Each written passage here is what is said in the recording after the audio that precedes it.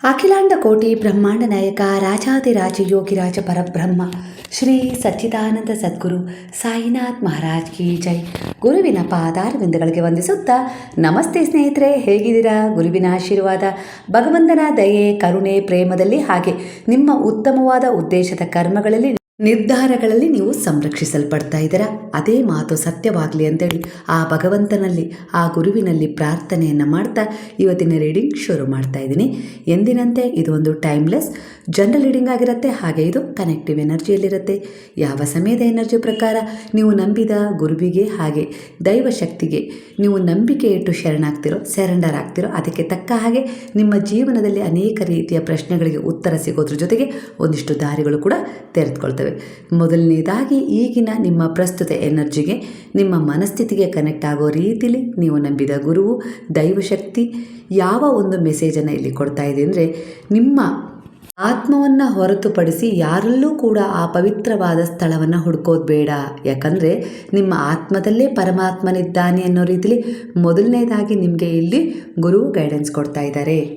ಕೆಲವು ವಿಚಾರಗಳಲ್ಲಿ ನೀವು ತುಂಬ ಮನಸ್ಸನ್ನು ಒಂದು ರೀತಿಯಲ್ಲಿ ಚಂಚಲಗೊಳಿಸ್ಕೊಂಡಿದ್ದೀರ. ಆದರೆ ಗುರು ಹೇಳ್ತಾ ಇದ್ದಾರೆ, ಎಲ್ಲವೂ ನಿಮ್ಮ ಮನಸ್ಸಿನಿಂದಲೇ ಸೃಷ್ಟಿಯಾಗುತ್ತೆ. ಅಂದಮೇಲೆ ನಿಮ್ಮ ಮನಸ್ಸನ್ನು ನೀವು ಎಷ್ಟು ಶುದ್ಧವಾಗಿ ಇಟ್ಕೊಳ್ತೀರೋ ಅಷ್ಟೇ ಈ ಜಗತ್ತು ಸ್ಪಷ್ಟವಾಗಿ ಕಾಣುತ್ತೆ ಅನ್ನೋ ರೀತಿಲಿ ಮತ್ತೆ ಬಾಬಾ ನಿಮಗೊಂದು ಗೈಡೆನ್ಸ್ ಕೊಡ್ತಾಯಿದ್ದಾರೆ. ಧರ್ಮದ ಹೆಸರಲ್ಲಿ ದೇವರನ್ನು, ದಾನದ ಹೆಸರಲ್ಲಿ ದಯೆಯನ್ನು, ಕರ್ಮದ ಹೆಸರಲ್ಲಿ ಕರುಣೆಯನ್ನು, ಗೆಲುವಿನ ಅಂದರೆ ಜಯದ ಹೆಸರಲ್ಲಿ ವಿಶ್ವಾಸವನ್ನು, ಬಯಕೆಗಳ ಈಡೇರಿಕೆಗಾಗಿ ಭಕ್ತಿಯನ್ನೇ ಕೊಲ್ಲುವ ಒಂದಿಷ್ಟು ಜನರನ್ನು ನೀವಿಲ್ಲಿ ಕಂಡಿದ್ದೀರಾ. ಈ ಪ್ರಪಂಚದಲ್ಲಿ ಅಂಥ ಜನರನ್ನು ಕಾಣ್ತಾನೂ ಇದ್ದೀರಾ. ಇದು ಅವರನ್ನು ನಿಮಗೆ ತೋರಿಸ್ಬೇಕು ಅನ್ನೋ ಉದ್ದೇಶಕ್ಕಿಂತ ಹೆಚ್ಚಾಗಿ ಇಲ್ಲಿ ನಿಮಗೊಂದು ಪಾಠವನ್ನು ಕಲಿಸ್ಬೇಕು ಅನ್ನೋ ರೀತಿಲಿ, ಅಂದರೆ ಅದರ ಅರಿವಿನೊಂದಿಗೆ ಸಾಗಿದರೆ ನೀವು ಏನು ಸಾಧನೆ ಮಾಡಬೇಕು ಅಂತ ಇದ್ದರೂ ಆ ಸಾಧನೆ ನಿಮ್ಮದಾಗತ್ತೆ, ಅಸಂಭವ ಕೂಡ ಸಂಭವವಾಗತ್ತೆ. ಹಾಗಾಗಿ ಇಲ್ಲಿ ಮನಸ್ಸನ್ನು ಶುದ್ಧವಾಗಿಟ್ಟು ಯೋಚನೆ ಮಾಡಬೇಕು. ಈಗ ಒಂದು ದಾನ ಮಾಡ್ತಾ ಇದ್ದೀರಾ, ಒಂದು ಧರ್ಮದ ಸೇವೆಯನ್ನು ಮಾಡ್ತಾ ಇದ್ದೀರಾ ಅಂದರೆ ಅಲ್ಲಿ ಯಾವುದೇ ರೀತಿ ನಮ್ಮ ಹೆಸರು ಮುಂದಾಗಲಿ, ಇಲ್ಲ ಯಾರೋ ಅದನ್ನು ನೋಡಲಿ ಅನ್ನೋ ರೀತಿಲಿ ಮಾಡೋದು ಬೇಡ. ಅದರಿಂದ ನಿಮ್ಗೆ ಏನೂ ಕೂಡ ಸಿಗೋದಿಲ್ಲ, ನೀವು ಕೂಡ ಪರಿವರ್ತನೆ ಆಗೋದಿಲ್ಲ ಅನ್ನೋ ರೀತಿಲಿ ಇಲ್ಲಿ ಗುರು ಹೇಳ್ತಾ ಇದ್ದಾರೆ. ಅಂದರೆ ಬಯಕೆಗಳೇ ಈಡೇರಬೇಕು ಅನ್ನೋ ರೀತಿಲಿ ಭಕ್ತಿಯನ್ನು ಮಾಡಬಾರ್ದು. ಭಕ್ತಿಯನ್ನು ಭಗವಂತನ ಪ್ರೀತ್ಯರ್ಥವಾಗಿ ಮಾಡಬೇಕು. ಅಂದರೆ ನಿನ್ನ ಪ್ರೀತಿಗೋಸ್ಕರ ಮಾಡ್ತಾ ಇದ್ದೀನಪ್ಪ ಭಗವಂತ ಅನ್ನೋ ರೀತಿಯಲ್ಲಿ ಮಾಡಿದಾಗ ನೀವು ಅವರಿಗೆ ಭಕ್ತಿ ಅನ್ನೋ ಹೆಸರಲ್ಲಿ ಪ್ರೀತಿಯನ್ನು ಕೊಟ್ಟಾಗ ಅದೇ ಮರಳುತ್ತೆ ತಾನೇ. ಆ ಕಡೆಯಿಂದನೂ ಆ ಭಗವಂತ ನಿಮಗೆ ಅದೇ ಪ್ರೀತಿಯನ್ನು ಕೊಡ್ತಾರೆ ಅನ್ನೋ ರೀತಿಯಲ್ಲಿ ಇಲ್ಲಿ ನಿಮಗೆ ಗುರುವಾಗಿ ಬಾಬಾ ಒಂದು ಗೈಡೆನ್ಸ್ ಕೊಡ್ತಾ ಇದ್ದಾರೆ. ಬಗೆಯ ನೈವೇದ್ಯ, ಬಗೆಯ ಅಲಂಕಾರ, ಈ ರೀತಿಯಾಗಿ ನೀವು ಭಗವಂತನನ್ನು ಒಲಿಸ್ಕೊಳ್ಳೋದಕ್ಕಿಂತ ಹೆಚ್ಚಾಗಿ ನೀವೊಂದು ಲೋಟ ನೀರು, ಶುದ್ಧವಾದ ನೀರನ್ನು ಕೊಟ್ಟರೂ ಕೂಡ ಅವರು ಅದನ್ನು ಪ್ರೀತಿಯಿಂದ ಸ್ವೀಕರಿಸ್ತಾರೆ. ಯಾವಾಗ ನಿಮ್ಮ ಭಕ್ತಿಯ ಆಲೋಚನೆಗಳು ಶುದ್ಧವಾಗಿದ್ದು ಅವರ ಪ್ರೀತ್ಯರ್ಥವಾಗಿ ನೀವು ಮಾಡಿದ ಕೆಲಸಗಳು ನಿಮ್ಮ ಜೀವನದಲ್ಲಿ ಮರುಕಳಿಸಿ ನಿಮಗೆ ಫಲದಾಯಕವಾಗಿ ಸಿಗುತ್ತೆ ಅನ್ನೋ ರೀತಿಯಲ್ಲಿ. ಹಾಗಾಗಿ ಇಲ್ಲಿ ಭಗವದ್ಗೀತೆಯಲ್ಲಿ ಶ್ರೀಕೃಷ್ಣ ಕೂಡ ಕರ್ಮದ ಮೇಲೆ ನಿಗಾ ಇಡು, ಕರ್ಮದ ಮೇಲಿರುವ ಫಲದ ಮೇಲೆ ನಿಗಾ ಮಾಡಬೇಡ, ಅದನ್ನು ಸರಿಯಾದ ಸಮಯಕ್ಕೆ ನಾನು ತಲುಪಿಸುವ ನಿನಗೆ ಕಾರ್ಯವನ್ನು ಮಾಡ್ತೀನಿ ಅನ್ನೋ ರೀತಿಯಲ್ಲಿ ಭಗವಂತ ಹೇಳಿರೋದು. ಅದನ್ನೇ ಇಲ್ಲಿ ಗುರು ಮತ್ತೊಮ್ಮೆ ನೆನಪು ಮಾಡ್ತಾ ಇದ್ದಾರೆ. ನೀವು ಪರಿವರ್ತನೆ ಆಗಿದ್ದೀರಲ್ಲ, ಈಗ ಆ ಪರಿವರ್ತನೆಯ ಅದ್ಭುತವಾದ ಒಂದಿಷ್ಟು ನಿಮ್ಮ ಜೀವನದಲ್ಲಿ ಒಂದಿಷ್ಟು ಗೌರವ ಸ್ಥಾನಮಾನವನ್ನು ತರುವ ಸಿದ್ಧತೆ ಮಾಡ್ತಾ ಇದೆ. ಯಶಸ್ಸು ಜಗತ್ತು, ಸಂಬಂಧಿಕರು ಕೆಲವರು ಗುರುತಿಸ್ತಾರೆ, ಅದಕ್ಕೋಸ್ಕರ ತುಂಬಾ ಶ್ರಮ ಪಡ್ತಾ ಇದ್ದಾರೆ, ಇಲ್ಲ ಅಂತಲ್ಲ. ನೀವು ಇಲ್ಲಿ ಬದುಕಬೇಕು, ಭೌತಿಕವಾದ ಆಸೆ ಆಕಾಂಕ್ಷೆಗಳನ್ನು ಈಡೇರಿಸ್ಕೊಳ್ಬೇಕು, ನಿಮ್ಮದೇ ಆದ ಕುಟುಂಬದ ಜವಾಬ್ದಾರಿ ಕರ್ತವ್ಯಗಳನ್ನು ನಿರ್ವಹಿಸಬೇಕು, ಇಲ್ಲ ಅಂತಲ್ಲ. ಅದು ನಿಮ್ಮದೇ ಆದ ಧರ್ಮದ ಮಾರ್ಗ ಆಗಿದೆ. ಆ ಧರ್ಮದ ಮಾರ್ಗದಲ್ಲಿ ಸಾಗ್ತಾ ನಿಮ್ಮನ್ನು ಎಲ್ಲೋ ಒಂದು ರೀತಿಯಲ್ಲಿ ಕಳ್ಕೊಳ್ಳೋದು ಬೇಡ ಅನ್ನೋ ರೀತಿಯಲ್ಲಿ ಗುರು ಹೇಳ್ತಾ ಇದ್ದಾರೆ. ನಿಮ್ಮ ಯಶಸ್ಸನ್ನು, ನಿಮ್ಮ ಒಂದು ವೈಭೋಗವನ್ನು ಜಗತ್ತು ಗುರುತಿಸುತ್ತೆ. ಆದರೆ ನಿಮಗೆ ಯಾವ ಕೆಲಸ ತೃಪ್ತಿ ನೀಡುತ್ತೋ, ಅಪ್ಪ ನಾನು ಈ ಕೆಲಸ ಮಾಡಿ ಇವತ್ತು ನನಗೆ ತೃಪ್ತಿ ಸಿಕ್ತು ಅಂದರೆ, ಒಬ್ಬರಿಗೆ ಒಂದು ಲೋಟ ನೀರು ಕೊಟ್ಟಾಗ ನಿಮಗೆ ಸಮಾಧಾನ ಆಗುತ್ತೆ. ಅವ್ರಿಗೆ ಇವತ್ತು ನೀರು ಕೇಳಿದರು, ಅವ್ರಿಗೆ ಹಸಿದವರಿಗೆ ಊಟ ಕೊಟ್ಟೆ, ನೀರು ಕೊಟ್ಟೆ ಅನ್ನೋ ರೀತಿಯಲ್ಲಿ ನೀವು ಒಂದು ಕೆಲಸ ಮಾಡ್ತಿರಲ್ಲ, ಅದು ನಿಮಗೆ ಒಂದು ತೃಪ್ತಿ ಕೊಡುತ್ತೆ. ಅಂದರೆ ಏನೇ ಆಗಲಿ ಅದು ಒಂದು ಒಳ್ಳೆಯ ಕೆಲಸ ಮಾಡಿದಾಗ ನಿಮಗೆ ತೃಪ್ತಿ ಕೊಡುತ್ತಲ್ಲ, ಅದು ನಿಮ್ಮ ಆತ್ಮ ಅನುಭವಿಸುತ್ತೆ ಆ ಸುಖವನ್ನು. ಹಾಗಾಗಿ ಇಲ್ಲಿ ಅದ್ರ ಕಡೆನೂ ಗಮನ ಕೊಡಿ. ಭೌತಿಕವಾದ ಒಂದಿಷ್ಟು ವಿಚಾರಗಳಲ್ಲಿ ವ್ಯಸ್ತವಾಗಿದ್ದೀರಾ. ಆ ವಿಚಾರಗಳಿಂದ ಸ್ವಲ್ಪ ಹೊರಗೆ ಬಂದು ನೀವು ನಿಮ್ಮದೇ ಆದ ಒಂದು ಆತ್ಮ ತೃಪ್ತಿಯಾಗುವಂಥ ಕೆಲಸಗಳಲ್ಲಿ ನಿಮ್ಮನ್ನು ತೊಡಗಿಸ್ಕೊಳ್ಳಿ. ಇದು ನಿಮ್ಮನ್ನು ಹೀಲ್ ಮಾಡುತ್ತೆ. ಅದೆಂಥದ್ದೇ ದುಃಖ ಆವರಿಸಿರಲಿ, ಎಂಥದ್ದೇ ಪರಿಸ್ಥಿತಿಗಳನ್ನು ಸಂಭಾಳಿಸೋಕ್ಕಾಗದೆ ಒದ್ದಾಡ್ತಾ ಇದ್ದೀರಾ, ಯಾವುದೋ ಒಂದು ಸಮಸ್ಯೆ ಪರಿಸ್ಥಿತಿ ಎದುರಿಗೆ ನಿಂತಿದೆ, ಅದರಿಂದ ಹೊರಗೆ ಬರೋಕ್ಕೆ ದಾರಿ ಇಲ್ಲ ಅಂದರೂ ನೀವೇನೋ ಒಂದು ತಾಳ್ಮೆಯಿಂದ ತೃಪ್ತಿಯಿಂದ ಒಂದಿಷ್ಟು ಕೆಲಸಗಳನ್ನು ಮಾಡಿ ಒಂದು ಪುಣ್ಯವನ್ನು ಗಳಿಸ್ಕೊಂಡಿರ್ತೀರಲ್ಲ, ಅದೇ ಪುಣ್ಯ ಇಂತಹ ಸಮಯದಲ್ಲಿ ನೀವು ಏನೋ ಒಂದಿಷ್ಟು ಗೊಂದಲದಲ್ಲಿದ್ದೀರಾ, ದ್ವಂದ್ವದಲ್ಲಿದ್ದೀರಾ, ತೀರ್ಮಾನಗಳನ್ನು ತಗೊಳ್ಳೋಕ್ಕಾಗ್ತಾಯಿಲ್ಲ, ಇಂಥ ಸಂದರ್ಭದಲ್ಲಿ ಅದೇ ಪುಣ್ಯ ನಿಮ್ಮ ಪರವಾಗಿ ನಿಮ್ಮನ್ನು ಈ ರೀತಿ ಎಲ್ಲ ರೀತಿಯ ಸಮಸ್ಯೆಗಳಿಂದ ಗುಣಪಡಿಸುತ್ತೆ, ಹೀಲ್ ಮಾಡುತ್ತೆ ಅನ್ನೋ ರೀತಿಲಿ. ಅಂದರೆ ಇಲ್ಲಿ ನೀವು ಏನನ್ನು ಕೊಡ್ತೀರೋ ಅದು ಮರಳಿ ಬರುತ್ತೆ ಅನ್ನೋ ರೀತಿಲಿ. ಭೌತಿಕವಾದ ಒಂದಿಷ್ಟು ಸುಖಗಳನ್ನು ಕೊಡ್ತಾ ಇದ್ದೀರಾ, ಅದು ನಿಮ್ಮ ಕುಟುಂಬ, ಯಾರಿಗೋ ಸಹಾಯ ಮಾಡ್ತಿದ್ದೀರಾ, ಅದು ತಪ್ಪಲ್ಲ. ಆದರೆ ಅದರಿಂದ ಕೆಲವೊಂದು ಸರಿ ನಿಮಗೆ ನೋವೇ ಆಗಿರೋದಲ್ವ. ಅಂದರೆ ನಿಮ್ಮ ಹತ್ರ ಇದ್ದಾಗ ಎಲ್ಲ ರೀತಿಲೂ ಅಲ್ಲಿ ಸಂಭಾಳಿಸಿರ್ತೀರ, ಎಲ್ಲೋ ಒಂದು ರೀತಿಯಲ್ಲಿ ವ್ಯತಿರಿಕ್ತ ಪರಿಸ್ಥಿತಿಗಳು ಉಂಟಾಗಿ ನಿಮ್ಮ ಕುಟುಂಬಕ್ಕೆ ನೀವೇನು ಕೊಡ್ತಾ ಇರ್ತೀರಲ್ಲ ಸೌಲಭ್ಯಗಳು, ಅದರಲ್ಲಿ ಒಂದು ಕಡಿಮೆ ಆದರೂ ಕೂಡ ಅಲ್ಲಿ ಪ್ರಶ್ನೆ ಬರುತ್ತೆ. ಇಲ್ಲಾಂದರೆ ಎಲ್ಲೋ ಒಂದು ರೀತಿಯಲ್ಲಿ ಮುಖ ತಿರುಗಿಸುವ ಭಾವ, ಒಂದು ಅಸಂತೃಪ್ತಿ ಅಂತಾರಲ್ಲ, ಆ ರೀತಿ ವಿಚಾರಗಳು ಎದುರಾಗ್ತವೆ. ಆದರೆ ಇಲ್ಲಿ ನೀವು ನಿಮ್ಮ ತೃಪ್ತಿಗಾಗಿ ಒಂದಿಷ್ಟು ಕೆಲಸ ಮಾಡಿರ್ತೀರಲ್ಲ, ಹಸಿದ ಪ್ರಾಣಿಗೆ ನೀರು ಕೊಡೋದಾಗಿರ್ಬೋದು, ಪ್ರಕೃತಿಗೊಂದು ಸೇವೆ ಮಾಡಿದ್ದಾಗಿರ್ಬೋದು, ಈ ರೀತಿಯಾಗಿ ಮಾಡಿ ಸಂಪಾದನೆ ಮಾಡಿಟ್ಕೊಂಡಿರ್ತೀರಲ್ಲ ಪುಣ್ಯ, ಅದು ಎಲ್ಲರೂ ಕೈ ಬಿಟ್ಟಾಗ, ನಿಮ್ಮವರೇ ನಿಮ್ಮನ್ನು ಕೈ ಬಿಟ್ಟಾಗ ಅದು ಬರುತ್ತೆ. ನೀನು ನನಗೆ ಸಹಾಯ ಮಾಡಿದ್ದೆಲ್ಲ, ಅದಕ್ಕೆ ನಾನು ಈಗ ನೀನು ತುಂಬ ತೊಂದರೆಯಲ್ಲಿದೆಯಾ, ನನ್ನಿಂದ ನಿನಗೆ ಸಹಾಯ ಮಾಡ್ತೀನಿ ಅನ್ನೋ ರೀತಿಯಲ್ಲಿ ಅದರ ಪುಣ್ಯವನ್ನು ನಿಮಗೆ ಕೊಡುತ್ತೆ, ಆ ಪುಣ್ಯವನ್ನು ಕೊಡುತ್ತೆ. ಅದ್ರ ಜೊತೆಗೆ ಬ್ಲೆಸ್ಸಿಂಗ್ ಕೂಡ ಕೊಡುತ್ತೆ, ನಿಮ್ಮ ಜೊತೆ ನಿಂತು ಅದು ನಿಮ್ಮನ್ನು ಹೀಲ್ ಮಾಡುತ್ತೆ. ಅಷ್ಟೊಂದು ಶಕ್ತಿ ಪ್ರಕೃತಿಗಿದೆ. ನೀವು ಮಾಡಿದ ದಾನದ ಸೇವೆಗಿರ್ಬೋದು, ಹಾಗೆ ಒಂದು ನಿಸ್ಸಹಾಯಕರ ಸೇವೆಗಾಗಿರ್ಬೋದು, ಮನುಷ್ಯತ್ವ ಮಾನವೀಯತೆಯ ಗುಣಗಳಿಂದ ನೀವು ಏನೆಲ್ಲ ಒಂದಿಷ್ಟು ಸಹಾಯ ಮಾಡಿದ್ರು ಅದೇ ಪುಣ್ಯ ಇವತ್ತು ನಿಮ್ಮನ್ನು ಬೀಳದೆ ಎದ್ದು ನಿಲ್ಲಿಸಿದೆ. ಅಂದರೆ ಬೀಳ್ತಾ ಇದ್ದೀರಾ, ಒಂದಿಷ್ಟು ಸಮಸ್ಯೆಗಳಲ್ಲಿ ಬಿದ್ದಿದ್ದೀರಾ, ಕೊರಗ್ತಾ ಇದ್ದೀರಾ, ದುಃಖ ಪಡ್ತಾ ಇದ್ದೀರಾ, ಹೊರಗೆ ಬರೋಕ್ಕಾಗದೆ ಒಂದಿಷ್ಟು ಪರಿಸ್ಥಿತಿಗಳಿಂದ ಒದ್ದಾಡ್ತಾ ಇದ್ದೀರಾ, ದ್ವಂದ್ವವೇ ನಡೀತಾ ಇದೆ, ಹೋರಾಟನೇ ಮಾಡ್ತಿದ್ದೀರಿ ನಿಮ್ಮೊಳಗೆ. ಅದರಲ್ಲೂ ಒಂದು ಆತ್ಮವಿಶ್ವಾಸ ಒಳಗಿಂದಲೇ ಹೇಳ್ತಾ ಇದೆ, ಎಲ್ಲ ಸರಿಯಾಗತ್ತೆ, ಖಂಡಿತ ನನ್ನ ಜೊತೆ ನನ್ನ ಗುರು ಇದ್ದಾರೆ, ನಾನು ಏನೂ ಕೆಟ್ಟದನ್ನು ಮಾಡಿಲ್ಲ, ಆದಷ್ಟು ನನ್ನಿಂದ ಎಷ್ಟು ಸಾಧ್ಯ ಆಗುತ್ತೋ ಅಷ್ಟು ಒಳ್ಳೆಯದನ್ನೇ ಮಾಡಿದ್ದೀನಿ. ಅಂದರೆ ಖಂಡಿತ ಯಾವುದೋ ಒಂದು ರೂಪದಲ್ಲಿ ನಾನು ನಂಬಿದ ಗುರು ದೇವರು ಬಂದು ನನಗೆ ಸಹಾಯ ಮಾಡ್ತಾರೆ ಅನ್ನುವ ನಿಮ್ಮ ನಂಬಿಕೆ ಗೆಲ್ತಾ ಇದೆ. ಅದಕ್ಕೋಸ್ಕರ ನೀವು ಅನೇಕ ರೀತಿಯ ಸಮಸ್ಯೆಗಳಲ್ಲಿ ಸಿಕ್ಕಾಕೊಂಡ್ರೂ ಕೂಡ ಅದರಿಂದ ಹೊರಬರಲಿಕ್ಕೆ ಕೆಲವರ ಸಹಾಯ, ಕೆಲವರ ಭರವಸೆ, ನಿಮ್ಮೊಳಗಿನಿಂದಲೇ ನಿಮ್ಮ ಆತ್ಮ ನಿಮಗೊಂದು ಭರವಸೆ ಕೊಡ್ತಾ ಇರುವ ಅನುಭವ ನಿಮಗಾಗ್ತಾ ಇದೆ. ಒಟ್ಟಾರೆಯಾಗಿ ಒಂದು ಪಾಠ ಅಂತೂ ನೀವು ಕಲ್ತಿದ್ದೀರಾ, ಅದರ ಅರಿವಿನೊಂದಿಗೆ ನೀವು ಕೆಲವು ತೀರ್ಮಾನಗಳನ್ನು ಸರಿಯಾಗಿ ತಗೊಳ್ತಾ ಇದ್ದೀರಾ. ಅಂದರೆ ಇಲ್ಲಿ ಗುರುವಿನ ಮಾರ್ಗದರ್ಶನ ಸರಿಯಾದ ಸಮಯದಲ್ಲಿ ನಿಮ್ಮನ್ನು ಬಂದು ತಲುಪಿದೆ. ಯಾವುದೋ ಜನ್ಮದ ಪುಣ್ಯ ನಿಮ್ಮನ್ನು ಈ ರೀತಿಯಾಗಿ ಕಾಪಾಡಿದೆ. ಅಂದರೆ ಗುರುವಿನ ಆಯ್ಕೆ ನೀವಾಗಿದ್ದೀರಾ ಅನ್ನೋ ರೀತಿಯಲ್ಲಿ ಕಾಣಿಸ್ತಾ ಇದೆ. ಹಾಗೆ ಇಲ್ಲಿ ಒಂದಿಷ್ಟು ಜನರು ಒಂದಿಷ್ಟು ದೇಹ ಬಾಧೆಗಳಿಂದ ನರಳಾಡ್ತಾ ಇದ್ದೀರಾ ಅನ್ನೋ ರೀತಿಯಲ್ಲಿ ಕಾಣಿಸ್ತಿದೆ. ಈಗಿನ ಪ್ರಸ್ತುತ ಎನರ್ಜಿಗೆ ಅದು ಒಂದಿಷ್ಟು ಚರ್ಮ ರೋಗದ ಸಮಸ್ಯೆಗಳು ಹೆಚ್ಚಾಗಿ ಕಾಣಿಸ್ತಾ ಇದೆ ಅನ್ನೋ ರೀತಿಯಲ್ಲಿ ಇಲ್ಲಿ ಕನೆಕ್ಟ್ ಆಗ್ತದೆ ಎನರ್ಜಿ, ಕೆಲವರ ಎನರ್ಜಿಗೆ. ಆದರೆ ಇಲ್ಲಿ ಪರಿಹಾರ ಗುರುವಿನ ಒಂದು ಶರಣು ಹೋಗುವುದು, ದೇವರ ಮೊರೆ ಹೋಗೋದು ಸರಿಯಾಗಿದೆ. ಅಂದರೆ ಪ್ರಾರ್ಥನೆ, ಹಾಗೆ ಅವರಲ್ಲಿ ನೀವೊಂದು ಶರಣಾಗಿರೋದು ನಿಮ್ಮನ್ನು ಹೀಲ್ ಮಾಡುತ್ತೆ. ಅದ್ರ ಜೊತೆಗೆ ಅವರು ಕೂಡ ನಿಮಗೊಂದು ದಾರಿ ತೋರಿಸ್ತಾರೆ. ಅಂದರೆ ಯಾವುದೋ ಒಂದು ಸಂದೇಶ, ಯಾವುದೋ ಒಂದು ರೀತಿಲಿ ಯಾರದ್ದೋ ಮೂಲಕ ನಿಮಗೊಂದು ಸಲಹೆ ಸಿಗುತ್ತೆ. ಆ ಸಲಹೆ ಹೀಗಿರಬಹುದು, ನೀವು ಸ್ವಲ್ಪ ಚರ್ಮ ರೋಗದ ಅಂದರೆ ಕೆರೆತದ ಸಮಸ್ಯೆ ಕಾಣಿಸ್ತಾ ಇರ್ಬೋದು, ಇಲ್ಲ ಸಣ್ಣ ಸಣ್ಣ ಗುಳ್ಳೆಗಳು, ಉರಿ, ಈ ರೀತಿಯಾದ ಒಂದಿಷ್ಟು ಕಾಣಿಸ್ತಾ ಇದೆ ಇಲ್ಲಿ ಎನರ್ಜಿ. ಇದಕ್ಕೆ ಪರಿಹಾರ ಮೊದಲನೇದಾಗಿ ಆಹಾರದಲ್ಲಿ ಒಂದಿಷ್ಟು ವ್ಯತ್ಯಾಸಗಳನ್ನು ಮಾಡಬೇಕು ಅಂತ ಬರ್ತಾಯಿದೆ. ತಾಮಸ ಆಹಾರವನ್ನು ಈ 1-2 ತಿಂಗಳಲ್ಲಿ ನೀವು ಸೇವನೆ ಮಾಡಬಾರ್ದು ಅಂತಲೇ ಬರ್ತಾಯಿದೆ. ತಾಮಸ ಆಹಾರ ಅಂದರೆ ಅತಿಯಾದ ಖಾರ ಆಗಿರ್ಬೋದು, ಅತಿಯಾದ ಸಿಹಿ ಆಗಿರ್ಬೋದು. ಅಂದರೆ ಒಂದು ಹಸಿಮೆಣಸು, ಒಂದಿಷ್ಟು ಬದನೆಕಾಯಿ, ಈ ರೀತಿ ಒಂದಿಷ್ಟು ನಂಜು ಪದಾರ್ಥ ಇರುತ್ತಲ್ಲ, ಆ ರೀತಿ ಪದಾರ್ಥಗಳನ್ನು ಸೇವನೆ ಮಾಡಬಾರ್ದು. ಮೈದಾ ಹಿಟ್ಟಿನ ಸೇವನೆ ಕೂಡ ಮಾಡಬಾರ್ದು. ಅಂದರೆ ತಾಮಸ ಆಹಾರದ ಸೇವನೆ ಮಾಡಬಾರ್ದು. ಮಾಂಸ ಆಗಿರ್ಬೋದು, ಈ ಥರದ್ದು ಸೇವನೆ 2 ತಿಂಗಳ ಕಾಲ ಬೇಡ ಅಂತ ಹೇಳಿ ಬರ್ತಾ ಇದೆ.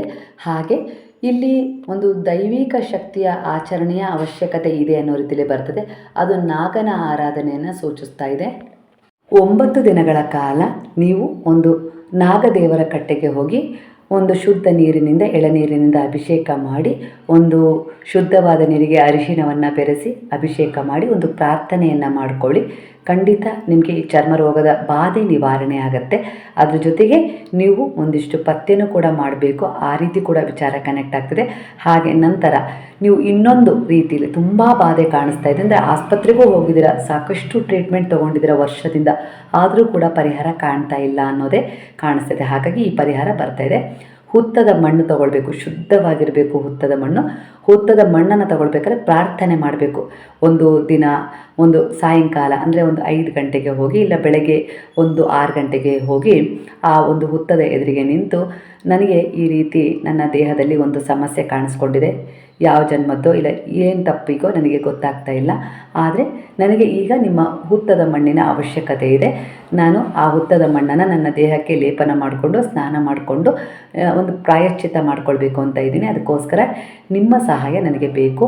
ನಾನು ಸ್ವಲ್ಪ ನಿಮ್ಮ ಮಣ್ಣನ್ನು ತಗೊಳ್ತೀನಿ ಅನ್ನೋ ರೀತಿಯಲ್ಲಿ ಪ್ರಾರ್ಥನೆಯನ್ನು ಮಾಡಿಕೊಂಡು ಆ ಹುತ್ತದ ಮಣ್ಣಿಗೆ ನೀವು ಒಯ್ದಿರುವ ಶುದ್ಧವಾದ ನೀರು ಹಾಕಿ ಅಲ್ಲಿ ಸ್ವಲ್ಪ ಹುತ್ತದ ಮಣ್ಣನ್ನು ತಗೊಂಡು ಕೈ ಮುಗಿದು ನಮಸ್ಕಾರ ಮಾಡಿ ಒಂದು ಕೃತಜ್ಞತೆಯನ್ನು, ಧನ್ಯವಾದಗಳನ್ನು ತಿಳಿಸಿ ಬರಬೇಕು. ನಂತರ ಆ ಹುತ್ತದ ಮಣ್ಣಿಗೆ ಶುದ್ಧವಾದ ಅರಿಶಿನ, ಶುದ್ಧವಾದ ಬೇವಿನ ಎಲೆಯ ಪುಡಿಯನ್ನು, ಬೇವಿನ ಎಲೆಯನ್ನು ಒಣಗಿಸಿ ಪೌಡ್ರ್ ಮಾಡಿ ಅದನ್ನು ಬೆರೆಸಬೇಕು. ಇಲ್ಲ ಹಸಿದನ್ನೇ ರುಬ್ಬಿ ಆ ಮಣ್ಣಿಗೆ ಹಾಕಿ ಕಲಸಿ ನಂತರ ಅದಕ್ಕೆ ಅರಿಶಿನ ಹಾಕಿ ಬೆರೆಸಬೇಕು. ನಂತರ ಸ್ವಲ್ಪ ಲಿಂಬೆ ಹಣ್ಣಿನ ರಸವನ್ನು ಹಿಂಡಬೇಕು, ಇಲ್ಲವೇ ಮೊಸರು ಹಾಕಬೇಕು. ಲಿಂಬೆಹಣ್ಣಿನ ರಸ ಇಲ್ಲ ಅಂದರೆ ಮೊಸರು ಹಾಕಿ ಅದನ್ನು ನೀವು ಮೈ ತುಂಬ ಲೇಪನ ಮಾಡಿಕೊಳ್ಬೇಕು. ನಂತರ ಸೋಪ್ ಇಲ್ಲದೆ ಹಾಗೆ ತೊಳ್ಕೊಬೇಕು ಅದನ್ನು ಉಗುರು ಬೆಚ್ಚಿನ ನೀರಿನಲ್ಲಿ. ಈ ರೀತಿ ನೀವು ಮಾಡಿ 9 ದಿನಗಳ ಕಾಲ ಮಾಡಿ. ಮೊದಲ ದಿನ ಸ್ವಲ್ಪ ಉರಿ ಬರ್ಬೋದು, ಹಾಗಂತ ನೀವು ಅದನ್ನು ಕೆರ್ಕೊಳ್ಬೇಡಿ. ಸಾಧ್ಯವಾದರೆ ನಿಮ್ಮ ಮನೆಯಲ್ಲಿ ಶ್ರೀಗಂಧ ಇದ್ದರೆ ಅದನ್ನು ಹಚ್ಕೊಳ್ಳಿ. ನೀವು ವರ್ಷಗಟ್ಟಲೆ, ಈಗ 4-5 ವರ್ಷ ಆಯಿತು, 1 ವರ್ಷ ಆಯಿತು ಚರ್ಮದ ಡಾಕ್ಟ್ರಿಗೆ ತೋರಿಸ್ತಾ ಇದ್ದರೆ ಯಾವುದೇ ರೀತಿ ಪರಿಹಾರ ಕಂಡಿಲ್ಲ ಅಂದರೆ ಇಲ್ಲಿ ದೈವದ ಮೊರೆ ಹೋಗಿ ಅಂತ ಬರ್ತಾ ಇದೆ. ಆಸ್ಪತ್ರೆಯಲ್ಲಿ ಟ್ರೀಟ್ಮೆಂಟ್ ತೊಗೊಳ್ತಾ ಇದ್ದೀರಿ ಅಂದರೂ ಕೂಡ ಈ ರೀತಿ ನೀವು ಮಾಡ್ಕೊಳ್ಳೋದು ತುಂಬ ಉತ್ತಮ ಅಂತಲೇ ಬರ್ತದೆ. ಯಾಕಂದರೆ ಇದು ನಿಮಗೆ ತುಂಬ ನರಳಾಡಿಸ್ಬಿಟ್ಟಿದೆ ಅನ್ನೋ ರೀತಿಯಲ್ಲಿ ಕಾಣಿಸ್ತದೆ. ಹಾಗಾಗಿ ಇಲ್ಲಿ ಪರಿಹಾರ ಇದೇ ಬಂದಿತ್ತು. ನಾನು ಅದನ್ನು ನಿಮಗೆ ಸುವಿಸ್ತಾರವಾಗಿ ಅದನ್ನು ವಿವರಿಸಿ ಹೇಳಿದ್ದೀನಿ. ಕೆಲವರ ಎನರ್ಜಿಯ ಪ್ರಕಾರ ನಿಮ್ಮ ಜೀವನದಲ್ಲಿ ಗುಪ್ತ ಶತ್ರುಗಳು ಇದ್ದಾರೆ ಅನ್ನೋ ರೀತಿಯಲ್ಲಿ ಕಾಣಿಸ್ತದೆ. ಅವರು ನಿಮ್ಮ ಬೆಳವಣಿಗೆಯನ್ನು ಅಂದರೆ ನಿಮ್ಮ ಬೆಳವಣಿಗೆಯನ್ನು ಕಂಡು ಅಸೂಯೆಪಟ್ಟು ಅದರಲ್ಲಿ ಅಡೆತಡೆ ತರ್ತಾ ಇದ್ದಾರೆ. ಅವ್ರಿಗೆ ತುಂಬ ಹೊಟ್ಟೆ ಕಿಚ್ಚಿರ್ಬೋದು. ಅಂದರೆ ನನಗೆ ಯಾಕೆ ಆಗ್ತಾ ಇಲ್ಲ ಅವರ ಹಾಗೆ ಮುಂದುವರಿಲಿಕ್ಕೆ, ಅವರ ಹಾಗೆ ನಾನು ಯಾಕೆ ಇಲ್ಲ ಅನ್ನೋ ರೀತಿಲಿ, ನನಗೆ ಯಾರ ಸಹಾಯನೂ ಸಿಗ್ತಾ ಇಲ್ಲ, ಅವರೆಲ್ಲ ಮುಂದೆ ಹೋಗ್ತಾ ಇದ್ದಾರೆ, ನಾನು ಯಾವಾಗ ಬೆಳೆಯೋದು, ನಾನು ಯಾವಾಗ ನನ್ನ ಕನಸುಗಳನ್ನು ಈಡೇರಿಸ್ಕೊಳ್ಳೋದು, ಹಾಗಾಗಿ ಅವರು ಕೂಡ ಮುಂದೆ ಹೋಗಬಾರ್ದು ಅನ್ನೋದು ಎಲ್ಲೋ ಒಂದು ರೀತಿಯಲ್ಲಿ ಹೊಟ್ಟೆ ಕಿಚ್ಚಿನ ಭಾವ ಮೂಡಿರ್ಬೋದು. ಈ ರೀತಿಯೇ ಕಾಣಿಸ್ತಾ ಇದೆ. ಅದು ಸ್ನೇಹಿತರಾಗಿರ್ಬೋದು, ಹತ್ತಿರದ ಒಂದು ಸಂಬಂಧಿಕರು ಆಗಿರ್ಬೋದು, ಇಲ್ಲ ನಿಮ್ಮ ಒಡ ಹುಟ್ಟಿದವರು ಆಗಿರ್ಬೋದು ಅನ್ನೋ ರೀತಿಯಲ್ಲೂ ಕೂಡ ಕನೆಕ್ಟ್ ಆಗ್ತದೆ ಎನರ್ಜಿ. ನಿಮ್ಮ ಎನರ್ಜಿಗೆ ಅದನ್ನು ತಗೊಳ್ಳಿ. ಇಲ್ಲಿ ಅವರ ಪರಿಸ್ಥಿತಿ ಹೇಗಿದೆ ಅಂದರೆ ಅವರು ನಿಮ್ಮನ್ನು ತಡೀಲೇಬೇಕು ಅಂಥೇಳಿ ನಿರ್ಧಾರ ಮಾಡಿದ್ದಾರೆ. ಅಂದರೆ ಅವ್ರ ಮನಸ್ಸಲ್ಲಿ ನಿದ್ದೆ ಬರ್ತಾ ಇಲ್ಲ. ಅವ್ರು ಕೂತ್ಕೊಂಡಾಗ ಅವರಿಗೆ ಕೂತ್ಕೊಳ್ಳೋಕ್ಕೂ ಆಗ್ತಾಯಿಲ್ಲ, ಮಲಗಿದಾಗ ಅವ್ರಿಗೆ ಮಲಗೋಕ್ಕೂ ಆಗ್ತಾಯಿಲ್ಲ, ಊಟನೂ ಕೂಡ ಜೀರ್ಣ ಆಗ್ತಾಯಿಲ್ಲ. ಒಟ್ಟಾರೆಯಾಗಿ ಅವ್ರ ಮೇಲೆ ಅವ್ರಿಗೆ ಹೇಗಾಗಿದೆ ಅಂದರೆ ನಿಯಂತ್ರಣ ತಪ್ಪೋಗಿದೆ. ಅವರ ಒಂದು ಪೂರ್ಣವಾದ ಗಮನ ನಿಮ್ಮ ಮೇಲಿದೆ. ನೀವು ಸುಮ್ಮನೆ ಮುಂದೆ ಹೋಗ್ತಾ ಇದ್ದೀರಾ, ನಿಮ್ಮ ಸುತ್ತ ಇರೋರೆಲ್ಲ ಒಳ್ಳೆಯವರು ಅನ್ನೋ ರೀತಿಯಲ್ಲಿ ನಂಬಿದ್ದೀರಾ. ನನ್ನವ್ರು ಯಾಕೆ ನಂಗೆ ಮೋಸ ಮಾಡ್ತಾರೆ ಅನ್ನೋ ರೀತಿಯಲ್ಲಿ ನೀವು ಅಂದ್ಕೊಂಡಿದ್ದೀರಾ. ಆದರೆ ನಿಮ್ಮವರೇ ನಿಮ್ಮ ಎದುರಿಗೊಂದು ಹಿಂದೊಂದು ಆಟ ಆಡ್ತಾ ಇದ್ದಾರೆ ಅನ್ನೋ ರೀತಿಯಲ್ಲೇ ಕಾಣಿಸ್ತಾ ಇದೆ. ಇದನ್ನು ಕೆಲವೊಂದು ಸಾರಿ ನೀವು ಎಲ್ಲೋ ಒಂದು ರೀತಿಯಲ್ಲಿ ಸೂಕ್ಷ್ಮವಾಗಿ ಗ್ರಹಿಸಿದ್ದೀರಾ, ಮತ್ತು ಅದನ್ನು ಎಲ್ಲೋ ಒಂದು ರೀತಿಯಲ್ಲಿ ತಾತ್ಸಾರವಾಗಿ ಬಿಡ್ತಾ ಇದ್ದೀರಾ. ಹಾಗಾಗಿ ಅಂದರೆ ನಿಮ್ಮ ಗಮನಕ್ಕೆ ನಿಮ್ಮ ಅಂತರಾತ್ಮ ತಿಳಿಸ್ತಾ ಇದೆ, ಆದರೆ ಅದರ ಕಡೆ ಗಮನ ಕೊಡದೆ ಅದನ್ನು ಇಗ್ನೋರ್ ಮಾಡಿ ನೀವೆಲ್ಲೋ ಒಂದು ರೀತಿಯಲ್ಲಿ ತಪ್ಪು ಮಾಡ್ತಾ ಇದ್ದೀರಾ ಅನ್ನೋ ರೀತಿಯಲ್ಲಿ ಕಾಣಿಸ್ತಿದೆ. ಹಾಗಾದರೆ ಇಲ್ಲಿ ನಾನು ಏನು ಮಾಡಬೇಕು ಅನ್ನೋ ಪ್ರಶ್ನೆ ನಿಮಗೆ ಮೂಡಿದೆ ಅಂದರೆ, ಇಲ್ಲಿ ಅವರ ಎನರ್ಜಿನ ಇಗ್ನೋರ್ ಮಾಡಬೇಕು. ಅವ್ರು ಏನೇ ಹೇಳೋಕ್ಕೆ ಬಂದರೂ ಅದನ್ನು ತಗೊಳ್ಬಾರ್ದು. ನೀವೇನೂ ಕೂಡ ಅವ್ರ ಎದುರಿಗೆ ಚರ್ಚೆ ಮಾಡಬಾರ್ದು. ಮುಂದೆ ಏನು ತೀರ್ಮಾನ ಮಾಡಿದ್ದೀರಾ, ಯಾವುದ್ರ ಕಡೆ ಹೋಗಬೇಕು, ನೀವೇನು ಪ್ಲ್ಯಾನ್ ಮಾಡಿದ್ದೀರಾ ಜೀವನದಲ್ಲಿ, ಅವು ಯಾವುದನ್ನು ಅವ್ರ ಹತ್ರ ಹೇಳ್ಕೊಳ್ಳೋದು ಬೇಡ. ಆದಷ್ಟು ಸ್ವಲ್ಪ ಇಗ್ನೋರ್ ಮಾಡಿ ಅವ್ರು ಇಲ್ಲದಾಗ ನಿಮ್ಮ ಒಂದು ಉತ್ತಮವಾದ ನಿರ್ಧಾರದ ಕೆಲಸಗಳನ್ನು ಕೈಗೊಳ್ಳಿ. ದೂರನೇ ಇಡಿ ಅನ್ನೋ ರೀತಿಯಲ್ಲಿ ಬರ್ತದೆ. ಇಲ್ಲ ನೀವೇ ದೂರ ಇರೋಕ್ಕೆ ಆದರೆ ದೂರ ಉಳ್ಕೊಬಿಡಿ ಅನ್ನೋ ರೀತಿಲೂ ಕಾಣಿಸ್ತಾ ಇದೆ. ಅವ್ರ ಎದುರಿಗೆ ನೀವು ನಗ್ನಗ್ತಾನೆ ಇರಿ, ಯಾಕಂದರೆ ಅವರು ಕೂಡ ಅದೇ ರೀತಿ ಮೋಸ ಮಾಡಿದ್ದಾರೆ. ಒಮ್ಮೆಲೆ ನೀವು ಹಿಂದೆ ಸರಿದ್ರೆ ಅವರು ಇನ್ನೂ ಬೇರೆ ರೀತಿಯಲ್ಲಿ ಪ್ರಯೋಗ ಮಾಡ್ಬೋದು ಅನ್ನೋ ರೀತಿಯಲ್ಲಿ ಬರ್ತದೆ. ಹಾಗಾಗಿ ಸಂಭಾಳಿಸಿ ಆ ಪರಿಸ್ಥಿತಿಯನ್ನು. ನೀವು ಅವ್ರ ಜೊತೆಗೆ ನಗ್ತಾನೆ ಇರಿ, ನೀವು ಕೂಡ ಅವರಿಂದ ಹಿಂದೆ ಸರಿತಾನೆ ಇರಿ ಅನ್ನೋ ರೀತಿಯಲ್ಲಿ. ಯಾವುದನ್ನು ಕೂಡ ಅವರೆದುರಿಗೆ ಅಷ್ಟು ಸ್ಪಷ್ಟವಾಗಿ ಹೇಳೋದು ಬೇಡ. ನೀವೇನು ಮಾಡ್ತೀರೋ ಅದು ನಿಮಗೆ ಮಾತ್ರ, ನೀವು ನಂಬಿದ ಗುರುವಿಗೆ ಮಾತ್ರ ತಿಳಿದಿರಲಿ ಅನ್ನೋ ರೀತಿಯಲ್ಲಿ ಹೇಳ್ತಾ ಇದ್ದಾರೆ ಗುರು. ಅದರ ಆಧಾರದ ಮೇಲೆ ನೀವು ಮುಂದಿನ ತೀರ್ಮಾನವನ್ನು ತಗೊಂಡ್ರೆ ನಿಮ್ಮ ಗುಪ್ತ ಶತ್ರುಗಳ ಗಮನ ನಿಮ್ಮ ಮೇಲೆ ಕಡಿಮೆ ಆಗುತ್ತೆ, ಸೆಳೆತ ಕಡಿಮೆ ಆಗುತ್ತೆ. ಆವಾಗ ಅವರ ಎನರ್ಜಿ ನಿಮಗೆ ಕನೆಕ್ಟ್ ಆಗೋದು ನಿಲ್ಲತ್ತೆ. ಹಾಗೆ ಕಾಳಿಕಾದೇವಿಯ ಆರಾಧನೆ, ವೀರಭದ್ರೇಶ್ವರನ ಆರಾಧನೆ ಮತ್ತು ಇಲ್ಲಿ ಕಾಲಭೈರವನ ಆರಾಧನೆ ಮಾಡಿ ಈ ಅಮಾವಾಸ್ಯೆಯ ಸುತ್ತಮುತ್ತ ದಿನಗಳಲ್ಲಿ ಅವರ ದರ್ಶನ ಮಾಡಿ ಅವರಲ್ಲಿ ಒಂದು ಸಂಕಲ್ಪ ಮಾಡಿ ಬನ್ನಿ ಅನ್ನೋ ರೀತಿಯಲ್ಲಿ. ನನ್ನ ಶತ್ರುಗಳು ನನ್ನ ಮೇಲೆ ಗುಪ್ತವಾಗಿ ಒಂದು ಪರಿಣಾಮ ಬೀರ್ತಾ ಇದ್ದಾರೆ, ನೇರವಾಗಿ ಅವರಿಗೆ ಬೀರೋ ಒಂದು ಧೈರ್ಯ ಇಲ್ಲ, ಹಾಗಾಗಿ ಗುಪ್ತವಾಗಿ ಬೀರ್ತಾ ಇದ್ದಾರೆ. ಅದು ಯಾವ ರೀತಿ ಅಂತ ನನಗೆ ತಿಳಿತಾ ಇಲ್ಲ ತಂದೆ ಅನ್ನೋ ರೀತಿಯಲ್ಲಿ ಅವರ ಶರಣದಲ್ಲಿ ಹೋಗಿ ಅವರಲ್ಲಿ ಮೊರೆ ಇಟ್ಟು ಅವರನ್ನು ಅವರ ಪಾದಗಳಲ್ಲಿ ಹಾಕಿ ಬನ್ನಿ ಅನ್ನೋ ರೀತಿಯಲ್ಲಿ ನೀವು ನಂಬಿದ ಗುರು ನಿಮಗೆಲ್ಲ ಗೈಡೆನ್ಸ್ ಕೊಡ್ತಾ ಇದ್ದಾರೆ. ಹಾಗೆ ಗುರುವಿನ ಉಗ್ರ ರೂಪದ ಕಣ್ಣುಗಳು ಕೂಡ ಅವರ ಮೇಲೆ ಬಿದ್ದಿದೆ ಅಂತ ಹೇಳಿ ಕಾಣಿಸ್ತಿದೆ. ಗುರುವು ಶಾಂತವಾಗಿದ್ದಾಗ ಏನೆಲ್ಲ ಕೊಡ್ತಾರೋ ಹಾಗೆ ಗುರುವು ಉಗ್ರವಾದಾಗ ಅವರ ಜೀವನವೇ ನರಕವಾಗಿಸ್ತಾರೆ.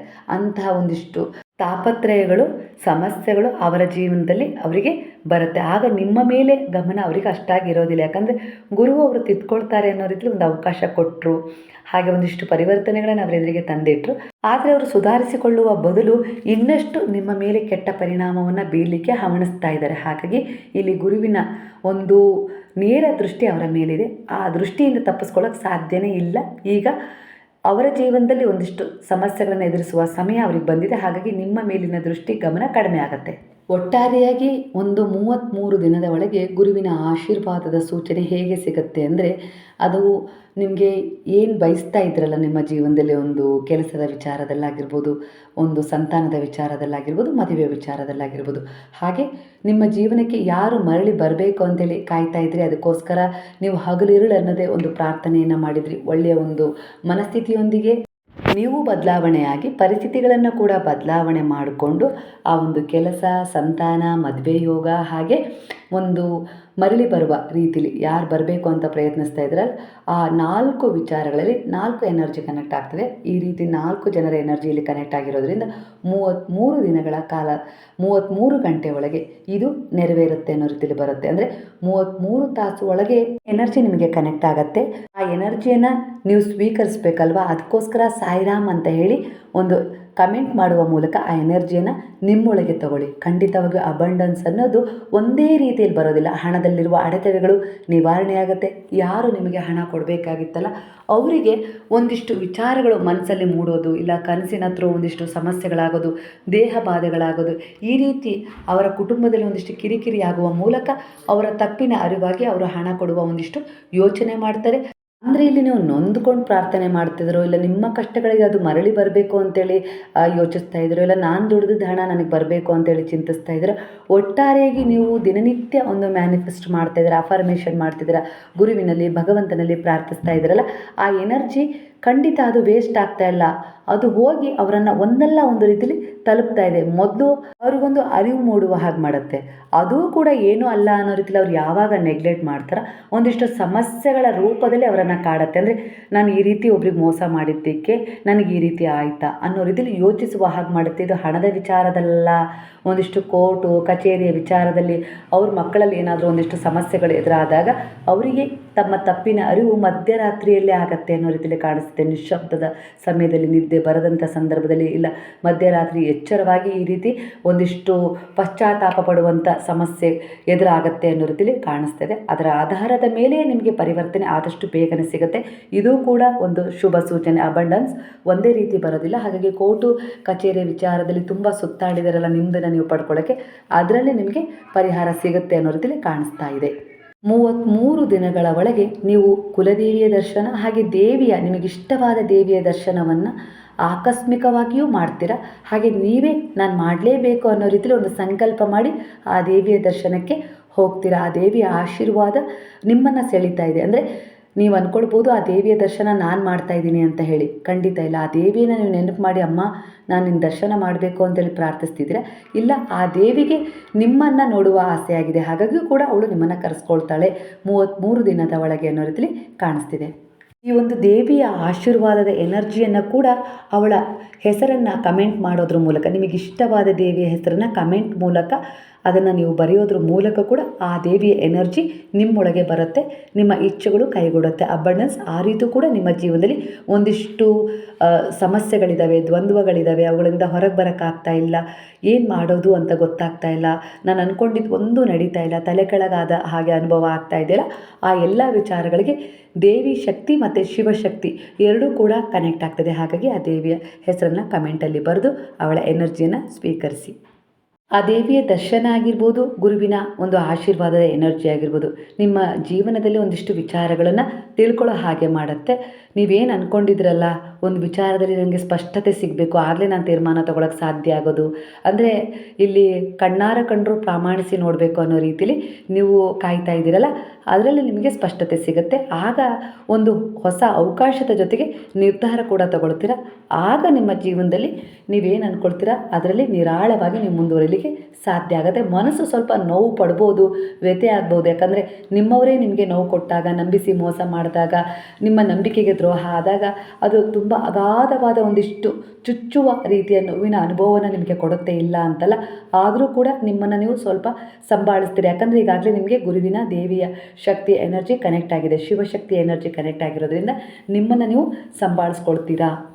ನಿಮ್ಮ ಜೀವನದಲ್ಲಿ ಯಾವೆಲ್ಲ ಒಂದಿಷ್ಟು ದ್ವಂದ್ವ ಪರಿಸ್ಥಿತಿಗಳಿದ್ವೋ ಅವುಗಳೆಲ್ಲರಿಗೂ ಒಂದು ಉತ್ತಮವಾದ ಸರಿಯಾದ ಒಂದು ದಾರಿ ಸಿಗತ್ತೆ. ಅದರಲ್ಲೂ ಒಂದಿಷ್ಟು ಸತ್ಯದ ವಿಚಾರಗಳು ಹೊರಗೆ ಬರುತ್ತೆ. ಆಗ ನೀವು ತುಂಬ ಗೊಂದಲದಿಂದ ಹೊರಗೆ ಬರ್ತೀರಾ. ಮುಂದೆ ನನಗೆ ಯಾವ ದಾರಿನೂ ಕಾಣಿಸ್ತಾನೇ ಇಲ್ಲ, ನಾನು ಏನು ಮಾಡಬೇಕು ಅಂತ ಹೇಳಿ ನೀವು ತುಂಬ ಒಂದು ದುರ್ಬಲತೆಗೆ ಜಾರದಾಗಲೇ ನಿಮಗೆ ಗುರುವಿನ ಎನರ್ಜಿ ಕನೆಕ್ಟ್ ಆಗಿರೋದು. ಹಾಗಾಗಿ ನಿಮ್ಮ ಜೀವನದಲ್ಲಿ ಅರಿವು ಬಂದಿದೆ. ಅರಿವು ಬಂದ ಮೇಲೆ ಧೈರ್ಯ ಬರುತ್ತೆ, ಅದನ್ನು ಸಂಭಾಳಿಸ್ತೀರ, ಆ ಪರಿಸ್ಥಿತಿಯನ್ನು ಎದುರಿಸ್ತೀರ, ಆ ಒಂದು ಬ್ಲಾಕೇಜನ್ನು ರಿಮೂವ್ ಮಾಡಿಕೊಂಡು ನೀವೇ ಒಂದು ಸ್ಟ್ರಾಂಗ್ ಪರ್ಸನ್ನಾಗಿ ಮುಂದೆ ಹೋಗೋಕ್ಕೆ ಒಂದು ನಿರ್ಧಾರವನ್ನು ತೊಗೊಳ್ತೀರ. ಆ ರೀತಿ ಎನರ್ಜಿ ಕನೆಕ್ಟ್ ಆಗ್ತದೆ ನಿಮಗೆ. ಅಂದರೆ ನಿಮಗೆ ಒಂದಿಷ್ಟು ಪ್ರಶ್ನಾರ್ಥಕ ವಿಚಾರಗಳು ಚಿಹ್ನೆಯ ರೂಪದಲ್ಲಿ ನಿಮ್ಮನ್ನು ಆವರಿಸಿದ್ವು. ಯಾಕಂದರೆ ನಿಮ್ಮ ಜೀವನಕ್ಕೆ ಒಂದು ಭರವಸೆ, ನೆಲೆ, ಒಂದು ಒಳ್ಳೆಯ ಅವಕಾಶ ಹಾಗೂ ಇಷ್ಟು ಜವಾಬ್ದಾರಿಗಳನ್ನು ಹೊರುವ ಒಂದು ಶಕ್ತಿ ಎಲ್ಲವೂ ಬೇಕಾಗಿತ್ತು. ಆದರೆ ಅದೆಲ್ಲವನ್ನು ಹೊರುವ ಆಸೆ ಇತ್ತು ನಿಮಗೆ. ಆದರೂ ಕೂಡ ನಿಮಗೆ ಏನು ಮಾಡಬೇಕು ಅಂತ ಗೊತ್ತಾಗ್ತಿಲ್ಲ, ಯಾವ ದಾರಿಯಲ್ಲಿ ಹೋಗಬೇಕು ಅಂತ ಗೊತ್ತಾಗ್ತಿಲ್ಲ, ನಾನು ಏನು ಮಾಡಬೇಕು, ಇವೆಲ್ಲವನ್ನು ನಿಭಾಯಿಸೋದು ಹೇಗೆ ಅನ್ನೋ ರೀತಿಯಲ್ಲಿ ಒಂದು ಬದಲಾವಣೆಯನ್ನು ಬಯಸ್ತಾ ಇದ್ರಿ. ಅದಕ್ಕೋಸ್ಕರ ಗುರುವಿನ ಎನರ್ಜಿ ನಿಮಗೆ ಕನೆಕ್ಟ್ ಆಗಿದೆ. ಯಾವುದೋ ಜನ್ಮದ ಪುಣ್ಯದ ರೂಪದಲ್ಲಿ ಗುರುವು ಅಂದರೆ ಯಾರೋ ಬಂದು ನಿಮ್ಗೆ ಅವರನ್ನು ಕನೆಕ್ಟ್ ಮಾಡಿದ್ದು, ಇಲ್ಲ ಯಾವುದೋ ಒಂದು ಅದು ನಿಗೂಢ ಅನ್ನೋ ರೀತಿಲಿ ಒಂದು ಮಧ್ಯರಾತ್ರಿ ಅವರ ಎನರ್ಜಿ ನಿಮಗೆ ಕನೆಕ್ಟ್ ಆಗಿದ್ದಾಗಿರ್ಬೋದು, ಇದ್ದಕ್ಕಿದ್ದಾಗೆ ಫೋನ್ ನೋಡ್ಬೇಕಾದ್ರೆ ಒಂದು ಈ ವಿಡಿಯೋ ನೋಡೋದಾಗಿರ್ಬೋದು, ಈ ರೀತಿಯಾಗಿ ನೀವು ಕನೆಕ್ಟ್ ಆದರೆ, ಇಲ್ಲ ಯಾರೋ ನಿಮಗೆ ಹೇಳಿದ್ದಾಗಿರ್ಬೋದು, ಕನೆಕ್ಟ್ ಆಗಿದ್ದೀರಾ ಅಂದರೆ 33 ಗಂಟೆ ಒಳಗೆ 33 ದಿನದ ಒಳಗೆ ನಿಮ್ಮ ಸಮಸ್ಯೆ ಖಂಡಿತ ಒಂದು ಬದಲಾವಣೆಯನ್ನು ಬಯಸ್ತಾ ಇದ್ರಲ್ಲ ಅದೇ ರೂಪದಲ್ಲಿ ಬದಲಾಗುತ್ತೆ. ಒಂದು ಗುರುವಿಗೆ ನಮನ ಸಲ್ಲಿಸುವ ಮೂಲಕ ಸಾಯಿರಾಮ್ ಅಂತೇಳಿ ಕಮೆಂಟ್ ಮಾಡೋದನ್ನು ಮರಿಬೇಡಿ. ಯಾಕಂದರೆ ಒಂದು ಉಡುಗೊರೆ ಅವರು ಕೊಡ್ತಾ ಇದ್ದಾರೆ, ನಿಮ್ಮ ಒಂದು ಪ್ರಾರ್ಥನೆಯನ್ನು ಸ್ವೀಕರಿಸಿ ಅಂದರೆ ಅವರಿಗೋಸ್ಕರ ಒಂದು ಕೃತಜ್ಞತೆಯನ್ನು ಸಲ್ಲಿಸೋದು ಧರ್ಮ ಆಗಿರುತ್ತೆ. ಹಾಗಾಗಿ ಇಲ್ಲಿ ಎನರ್ಜಿ ಕನೆಕ್ಟ್ ಮಾಡ್ಕೊಳ್ಳಿ. ಒಟ್ಟಾರೆಯಾಗಿ ನೀವು ಬಹಳ ಬದಲಾವಣೆಯನ್ನು ನೋಡ್ತಾನೂ ಇದ್ದೀರಾ. ಒಂದು ಸಹಾಯ ಖಂಡಿತ ಸಿಗುತ್ತೆ. ಈಗಿರುವ ಒಂದಿಷ್ಟು ಸಮಸ್ಯೆಗಳಿಂದ ಹೊರಗೆ ಬರಲಿಕ್ಕೆ ಆ ಸಹಾಯ ನಿಮಗೆ ಆ ಭಗವಂತನೇ ಬಂದು ಸಹಾಯ ಮಾಡಿದರು ಅನ್ನೋ ರೀತಿಲಿ ನಿಮಗದು ಅನಿಸುತ್ತೆ. ಕೆಲವೊಂದು ವಿಚಾರಗಳಲ್ಲಿ ಪರಿವರ್ತನೆ ಬಯಸ್ತಾ ಇದ್ದರೆ, ಒಳ್ಳೆಯದಾಗಬೇಕು ಅಂತೇಳಿ ಬಯಸ್ತಾ ಇದ್ದರೆ, ನಿಮ್ಮ ಕೆಲಸ ಕಾರ್ಯಗಳು ನಡೀಬೇಕು, ನಿಮ್ಮ ಜೀವನದಲ್ಲಿ ನೀವು ಅಂದ್ಕೊಂಡ ರೀತಿಯಲ್ಲಿ ಒಂದಿಷ್ಟು ಬದಲಾವಣೆಯನ್ನು ಮಾಡ್ಕೊಳ್ಬೇಕು ಅಂತ ಬಯಸ್ತಾ ಇದ್ದಾರೆ. ಅದಕ್ಕೆ ಮೊದಲು ನಿಮ್ಮಲ್ಲಿ ಒಂದಿಷ್ಟು ಬದಲಾವಣೆಯನ್ನು ನೀವು ನಂಬಿದ ಗುರು ಮಾಡಿದರೆ ದೈವಶಕ್ತಿ ನಿಮಗೆ ಕನೆಕ್ಟ್ ಆಗಿದೆ, ಖಂಡಿತ ಕಾಣಿಸ್ತಿದೆ. ಯಾಕಂದರೆ ಒಬ್ಬ ಮನುಷ್ಯನಲ್ಲಿ ಒಂದು ಬದಲಾವಣೆ, ಅವರ ವ್ಯಕ್ತಿತ್ವ ಮೊದಲು ಅವ್ರು ಬದಲಾವಣೆ ಮಾಡ್ಕೊಳ್ಬೇಕು ಅಂದರೆ ಅದು ಅಷ್ಟು ಸುಲಭ ಅಲ್ಲ. ಬೇರೆಯವ್ರ ಬಗ್ಗೆನೇ ಬೆರಡು ಮಾಡಿ ತೋರಿಸುತ್ತೆ.